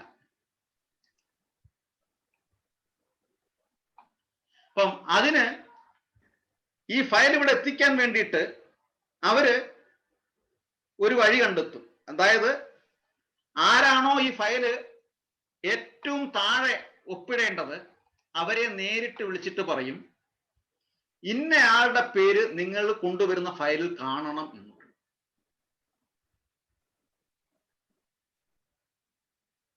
മനസ്സിലായില്ലേ? അപ്പം നമ്മൾ ഭഗവാനെ ആരാധിച്ചു കഴിയുമ്പോൾ ഈ ദേവീ ദേവതമാരെടുത്ത് ഭഗവാൻ തന്നെ റെക്കമെൻഡ് ചെയ്യും, നിങ്ങൾ ഇവിടെ വരുമ്പോൾ നിങ്ങളുടെ അഭ്യർത്ഥന, നിങ്ങളുടെ ലിസ്റ്റിൽ എൻ്റെ ആ ഭക്തൻ, എൻ്റെ ആ ആളുടെ പേര് കാണണമെന്ന് പറയും. മനസ്സിലായില്ലേ? ഇതൊക്കെ വളരെ രസാവഹമായ കാര്യമാണ്. പക്ഷേ കൃത്യമായ കാര്യങ്ങളാണ്. ഹരേ കൃഷ്ണ. ഇവിടെ പറയുന്നുണ്ട് ഇവരെല്ലാം എൻ്റെ അംശങ്ങളാണ് എന്ന് മാത്രമല്ല, ഭഗവാൻ ആദ്യമായിട്ട് സൃഷ്ടിക്കുള്ള വിശേഷം, ആ കഴിവ് കൊടുക്കുന്നത് മഹാദേവർക്കാണ്. അവിടെയാണ് സദാശിവ സങ്കല്പമൊക്കെ വരുന്നത്. ശിവപുരാണത്തിനും ഇത് തന്നെ പറഞ്ഞിട്ടുണ്ട്. അതെ അതെ. അപ്പൊ അങ്ങനെ ആ സദാശിവ സങ്കല്പം വന്നതിന് ശേഷം മഹാദേവര് പ്രജകളെ സൃഷ്ടിക്കാൻ തുടങ്ങും. പക്ഷെ ആ സൃഷ്ടിയില് തമോ ഗുണത്തിൽ അടിസ്ഥാനമായിട്ടാണ് സൃഷ്ടികൾ വരുന്നത്. അപ്പൊ അത് പ്രശ്നമാകും. അപ്പൊ അങ്ങനെയാണ് സൃഷ്ടി നിർത്താൻ പറയുന്നതും പിന്നീട് ബ്രഹ്മാവ് ആ ദൗത്യം എടുക്കുന്നത്. ക്ലിയർ അല്ലേ? ക്ലിയർ അല്ലേ? അതെ അതെ. ബ്രഹ്മാവിനും കുറെ വർഷങ്ങൾ തപസ് ചെയ്തിട്ടാണ് ക്രിയേഷന്റെ പവർ ഭഗവാൻ കൊടുത്തത്. അതെ അതെ. ഭാഗവതം 3-ാം കാൻറ്റോയിൽ ഇതെല്ലാം വളരെ ഡീറ്റെയിൽ ആയിട്ട് എക്സ്പ്ലെയിൻ ചെയ്യുന്നുണ്ട്. സൃഷ്ടിയുടെയും പിന്നെ ബ്രഹ്മാവ് വീണ്ടും തിരിച്ചു വരുന്നതും മനു ശതരൂപ സൃഷ്ടി, അങ്ങനെ അങ്ങനെ അങ്ങനെ എല്ലാ സീക്വൻസും ഉണ്ട് മൂന്നാമത്തെ. അതെ അതെ. ഒരു ഡൗട്ട് നേരത്തെ JP പ്രഭു കുറച്ച് വിഗ്രഹാരാധന, ക്ഷേത്രം, ഏത് ക്ഷേത്രത്തിൽ പോകണം, എന്തോ കുറച്ച് കാര്യങ്ങൾ പറഞ്ഞു. അതിനെ കുറിച്ച് അടുത്ത ആഴ്ച പറയാൻ പോകും. അടുത്ത ആഴ്ച? ഓക്കെ, അത് അടുത്ത ആഴ്ച പറയാം. റിവ്യൂ ഇത്തിരി നല്ലോണം പറയാനാണ്. ഓക്കെ. ക്ഷേത്ര സങ്കല്പങ്ങൾ എന്തിനാണ് ക്ഷേത്രങ്ങൾ, പ്രസാദം എന്താണ്, ഇതൊക്കെ ഒരുപാട് ക്വസ്റ്റ്യൻ ചോദിച്ചത്. അത് അടുത്ത ആഴ്ച നമുക്ക് പറയാം. അതെ അതെ, ഒരുപാട് ചോദ്യങ്ങൾ ചോദിച്ചിട്ട് പോയി. അത് ജെന്യുവിൻ ക്വസ്റ്റ്യൻ ആണ്. പ്രഭു ഇല്ലല്ലോ. അതെ അതെ. ഹരേ കൃഷ്ണ. ഇനി ആരാണ്? ഒരു എപ്പിക്കില് മഹാദേവർ ബ്രഹ്മാവിന്റെ ശിരസ് ഛേദിക്കുന്നതായിട്ട്, 4ാമത്തെ ശിരസ് ഛേദിക്കുന്നതായിട്ടൊരു ഇതുണ്ട്. അതൊരു റൂമറാണോ അതോ അതൊരു ട്രൂത്ത് ആണോ? അങ്ങനെ നടന്നിട്ടുണ്ടോ? എങ്ങനെ? മഹാദേവര് ദേഷ്യം വന്നിട്ട്, കാരണം എനിക്ക് ഓർമ്മയില്ല, ബ്രഹ്മാവിന്റെ ഒരു ശിരസ് ബാക്കിലത്തെയാണോ ഛേദിക്കുന്നത്? ഞാനത് നോക്കി പറയാം. അത് എങ്ങനെയാണ് എനിക്ക് ഡയറക്റ്റ് ഇപ്പോൾ എനിക്ക് പറയാൻ അറിയില്ല. ഞാൻ പറഞ്ഞു കഴിഞ്ഞാൽ പെട്ടെന്ന് അത് മനസ്സിൽ വരുന്നില്ല. ഞാനത് റെഫർ ചെയ്തിട്ട് പറയാം. ഇനി ഒരു കാര്യം കൂടെ നിവേദ ചോദിച്ചത്, മഹാദേവരെ ഭഗവാൻ പൂജിച്ചില്ലേ എന്നുള്ളത്. ഭഗവാനും ഭക്തനും തമ്മിലുള്ള അഭേദ്യമായ ബന്ധമാണത്. നമ്മൾ ശ്രീരംഗത്ത് പോയി കഴിഞ്ഞാൽ അവളുടെ ദർശനം എന്ന് പറഞ്ഞു കഴിഞ്ഞാൽ ഭക്തനെ ഭഗവാൻ സേവിക്കുന്നതായിട്ടാണ്. അതാണ് ഭഗവാന്റെ ക്വാളിറ്റി എന്ന് പറയുന്നത്. നമ്മളെ പോലും ഭഗവാൻ പൂജിക്കും, നമ്മൾ അത്രയും ശ്രേഷ്ഠമാണെങ്കിൽ. ദുർവാസാവ് മഹർഷിയുടെ കാല് കഴുകി ഭഗവാൻ അത് തീർത്ഥമാക്കി കുടിച്ചിട്ടുണ്ട്. മനസ്സിലായില്ലേ? അപ്പൊ അത്രയേറെ ശ്രേഷ്ഠതയുള്ളതാണ് ഭഗവാൻ. അതുകൊണ്ടാണ് ഭഗവാനെ 6 ക്വാളിറ്റി പറയുന്നത്. ഇപ്പം ഭഗവാൻ, അതുകൊണ്ടാണ് കൃഷ്ണനെ ഭഗവാൻ എന്ന് പറയുന്നത്. അത്രയും കുലീനമായ പെരുമാറ്റം ഉള്ള ഒരാളെ നമ്മൾ ശ്രേഷ്ഠൻ എന്ന് പറയത്തുള്ളൂ. ഇല്ലെങ്കിൽ അവിടെ ക്രേസി വരും, അസൂയ വരും, അങ്ങനെ ഒരാളെ അംഗീകരിക്കത്തില്ല. എന്തിനു പറയുന്നത്? നമ്മളെക്കാൾ ഒരു ശകലം, 1 രൂപ കൂടുതൽ മറ്റൊരാൾക്കുണ്ട് എന്നുണ്ടെങ്കിൽ, അതല്ലെന്നുണ്ടെങ്കിൽ നമ്മളെക്കാൾ ഇത്തിരി സൗന്ദര്യം കൂടുതലാണെന്നുണ്ടെങ്കിൽ, അല്ലെങ്കിൽ നമ്മൾ നെറ്റിയിലിടുന്ന പൊട്ടിന്റെ സർക്കിൾ ഒരെമ്മം റൗണ്ട് അടുത്ത ആളുടെ സ്ത്രീയുടെ നെറ്റിയിൽ കൂടുതലാണെന്നുണ്ടെങ്കിൽ നമുക്ക് അവിടെ അസൂയ വരും. ഇവിടെ ഭഗവാൻ അങ്ങനെ ഒരസൂയയുമില്ല. അപ്പം ഭഗവാന്റെ ഇത് രാമചന്ദ്രമൂർത്തിയാണോ അതോ ശ്രീകൃഷ്ണനാണോ ശിവന് ഇതാക്കുന്നത്? ശ്രീരാമചന്ദ്രൻ. അതെ, ശ്രീരാമചന്ദ്രൻ ചെയ്യുന്നതിന് വേറെ കാരണമല്ലേ? അത് ഭക്തനും ഭഗവാനും തമ്മിലുള്ള ഒരു അത് രാവണനെ വധിക്കുന്നതിന് ശേഷമല്ലേ? അത് രാവണൻ ശിവന്റെ ഭക്തനായതുകൊണ്ട് ചെയ്യല്ലേ ചെയ്യുന്നത്. അതെ, ശ്രീരാമചന്ദ്രൻ. അത് കൃഷ്ണൻ അങ്ങനെ ഇതായിട്ട് ഒരു കോണ്ടെക്സ്റ്റ് ഇല്ലല്ലോ. ഇല്ല. പക്ഷേ അവിടെ ഭഗവാനും ഭക്തനും തമ്മിലുള്ള ബന്ധങ്ങൾ ഒരുപാടത്ത് കാണിക്കുന്നുണ്ട്. അതായത് ഭക്തനെ തന്നെ ഭഗവാൻ പൂജിച്ചു കളയും. അതായത് അവിടെ 1-2 എക്സാമ്പിൾ എന്ന് പറഞ്ഞു കഴിഞ്ഞാല്, ഭഗവാൻ അർജുനന്റെ മടിയിൽ വെച്ച് കിടത്തുന്നുണ്ട്. പിന്നീട് ഭഗവാൻ ഗോപികമാരുടെ പാദങ്ങളിലെ, നോക്കൂ, ഗോപികമാരുടെ പാദങ്ങളിലെ ധൂളികൾ, മണ്ണ് എടുത്ത് ഭഗവാന്റെ നെറ്റിയിൽ ചൂടുന്നുണ്ട്. അതായത് ഭഗവാൻ ഒരിക്കലും പറയും, എനിക്ക് കലശലായ നെറ്റിവേദന എടുക്കുന്നു എന്ന് പറയും, തലവേദന എടുക്കുന്നു എന്ന് പറയും. ഉപായം എന്താണെന്ന് നാരദ മഹർഷി എടുത്ത് പറയുമ്പോൾ നാരദ മഹർഷി പറയും, എന്റെ ഭക്തരുടെ, നിങ്ങളുടെ പാദങ്ങളിലെ മണ്ണ് എന്റെ നെറ്റിയിൽ തേച്ചു കഴിഞ്ഞാൽ തലവേദന മാറുമെന്ന്.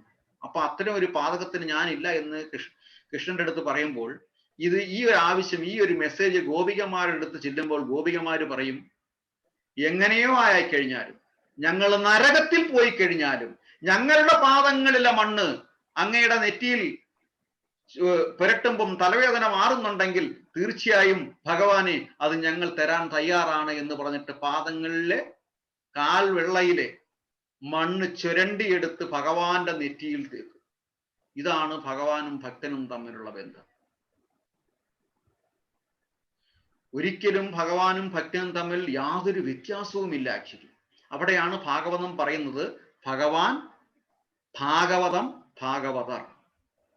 അതില് പിന്നെയും പറയുന്നു ഉത്തമോത്തമൻ. ആ ഉത്തമനാണ് ഭഗവാൻ. എപ്പോഴും ഏതൊരു ഭക്തനെയാണോ സ്മരിച്ചു കൊണ്ടിരിക്കുന്നത് അത് ഭാഗവതോ ഉത്തമൻ എന്നറിയപ്പെടും. ഹരേ കൃഷ്ണ. അങ്കിൾ, ശ്രീകൃഷ്ണൻ മഹാദേവരെ മഹാഭാരതത്തിലും ഹരിവംശ പുരാണത്തിലും 4 ഇൻസ്റ്റൻസസിൽ വർഷിപ്പ് ചെയ്യുന്നുണ്ട്. ഇതെനിക്ക് ഗൂഗിളിൽ നിന്ന് സോഴ്സ് കിട്ടിയതാണ്.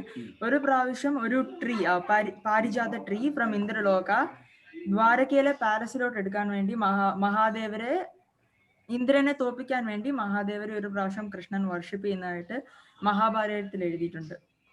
അത് ട്രൂ ആണോ? എന്തോ ഒന്നുകൂടെ ഇത് കൊണ്ടുവരാനായിട്ട് പാരിജാത ട്രീ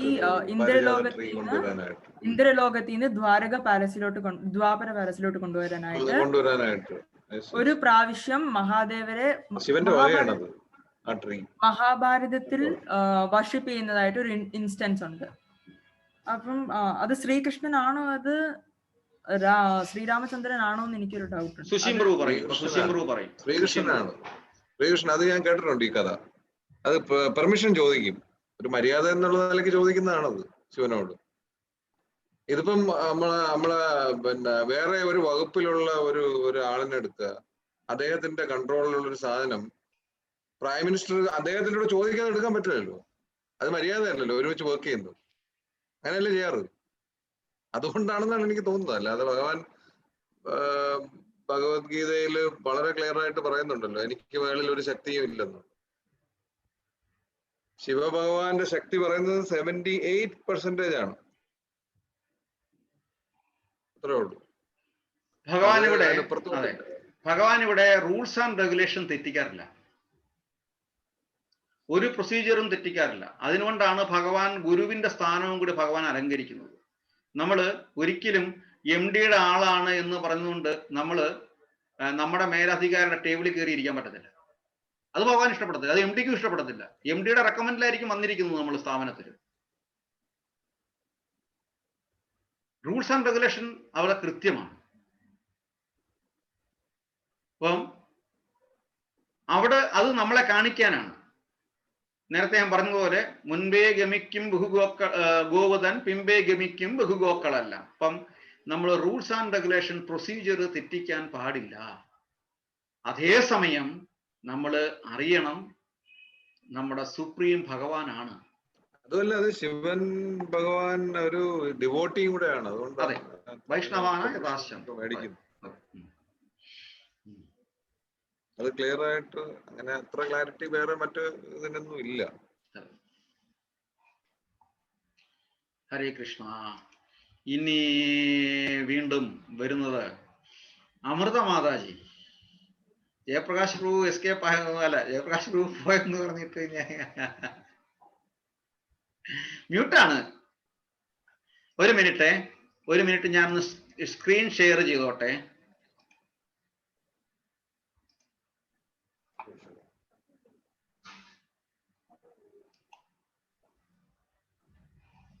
ഒന്നുമില്ല പ്രഭു, ഞാൻ സ്ക്രീൻ ഷെയർ ചെയ്തോട്ടെ.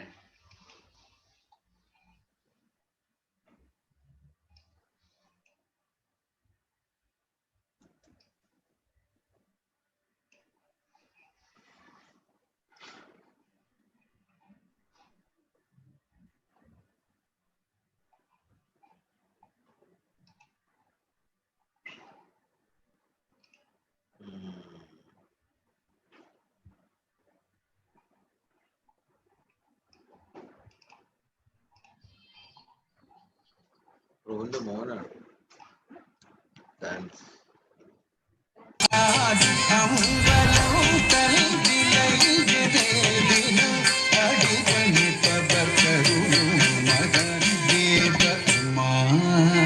രമണനെ ഉനൈ ദിനം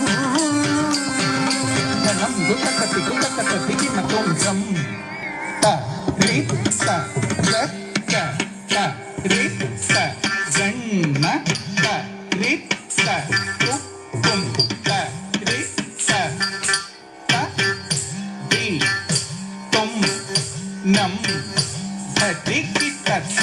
സം തരിത്ത ചക്ക തരിത്ത ചെണ്ണ തരിത്ത ഉക്കും തരിത്ത തരി തും നം തരികിട്ട തക്ക സം തരിത്ത ചക്ക തരിത്ത ചെണ്ണ തരിത്ത ഉക്കും തരിത്ത തരി തും നം തരിത്ത തക്ക സം തരിത്ത ചക്ക തരിത്ത ചെണ്ണ തരിത്ത ഉക്കും തരിത്ത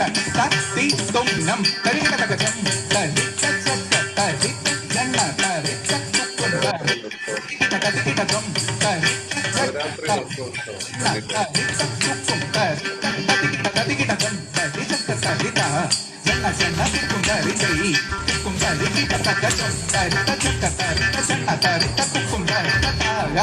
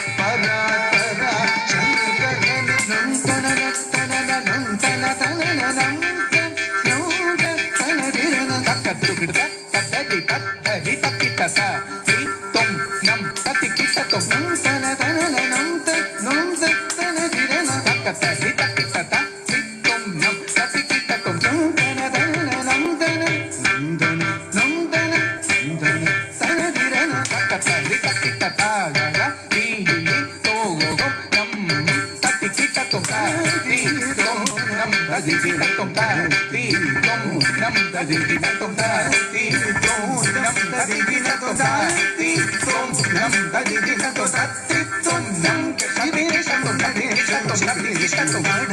കൊണ്ട ജലധരവദം പുതിർത്തവനെ പരാപര ശങ്കരന ദിനവും നിലയിലെ അരുൾവായോ തുണൈതിയെ കൈലാസേശന ഗമ പഗനി സരിഗമ ഗമനിധനി പദനി സാനി ഗമ ഗമനിധനി പദനി സരിഗമ ത്രിഗമ ഗമ പദനി സാനിധനി പദനി സാനി ഗമ ഗനി ചംചകാധരനെ കലാധരനെ നന്ദി മൃദംഗമോടു ഭാസുകരനെ പഞ്ചലോചനനെ കുഞ്ചിത പാദനെ ചിന്തേ കൊണ്ടുതൻ ബന്ധുസാധനെ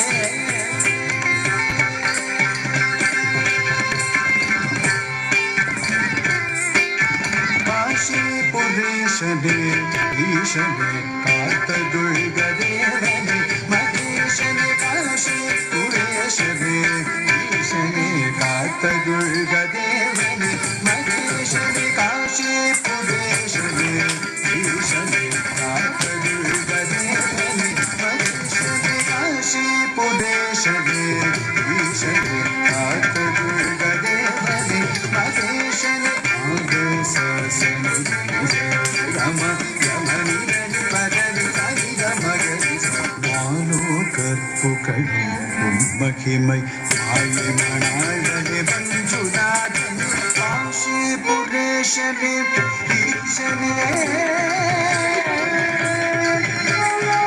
ഈശനെ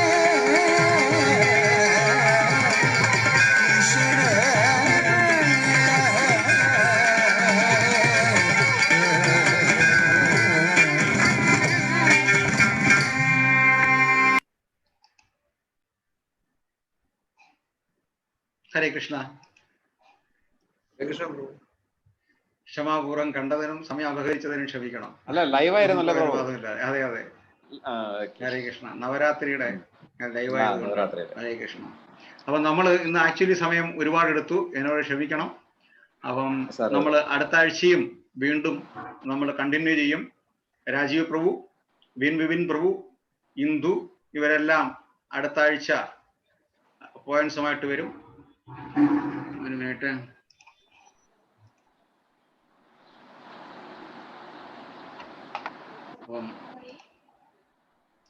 ഹരേ കൃഷ്ണ. അപ്പം നമ്മള് കൗണ്ട് ഡൗൺ സ്റ്റാർട്ട് ചെയ്യാം. നന്നു ഹരേ കൃഷ്ണ. ചേച്ചി അവിടെ गीतम् एको देवो देवकी पुत्रेव एको मन्द्रस्तस्य नामानि यानि कर्मापि एकं तस्य देवस्य सेव त्वमेव माता च पिता त्वमेव बन्धुश्च सखा त्वमेव विद्या द्रविणं त्वमेव सर्वं मम देव कृष्णाय वसुदेवाय हरे परमात्मने प्रणतक्लेशनाशाय गोविन्दाय नमो नमः।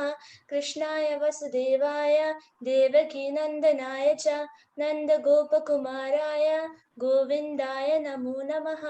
वसुदेवसुतं देवं कंसचाणूरमर्दनं देवकी परमानन्दं कृष्णं वन्दे जगद्गुरुं। कात्यायनी महामायी महायोगी नदीश्वरी नन्दगोपसुतं देवी पदिं मे कुरुते नमः। श्रीकृष्ण शरणं मम दासोऽहं कृष्णदास्मि। हरे कृष्ण कृष्ण कृष्ण हरे हरे हरे राम राम राम हरे हरे।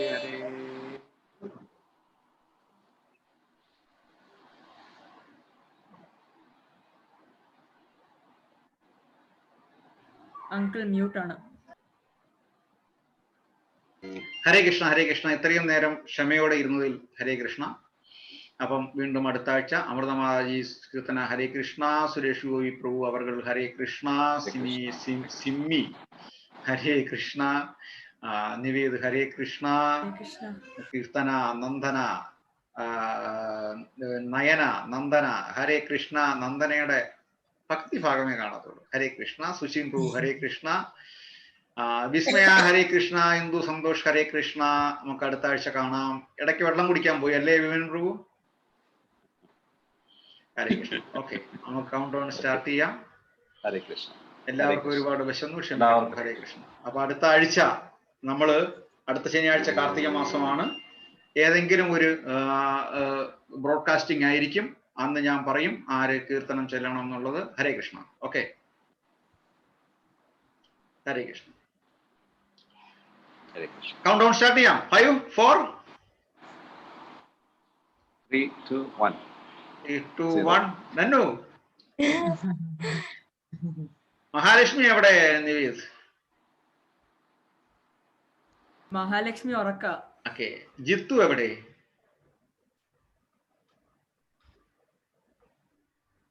ഉണ്ടോ അതോ പുറത്തു പോയിരിക്കുകയാണോ? പുറത്തു പോയിരിക്കുക. ഒരു ദർശനം തരാൻ പറയണേ. ഹരേ കൃഷ്ണ. ഓക്കെ, അപ്പൊ നോക്കാം. 5, 4, 3, 2, 1, 0.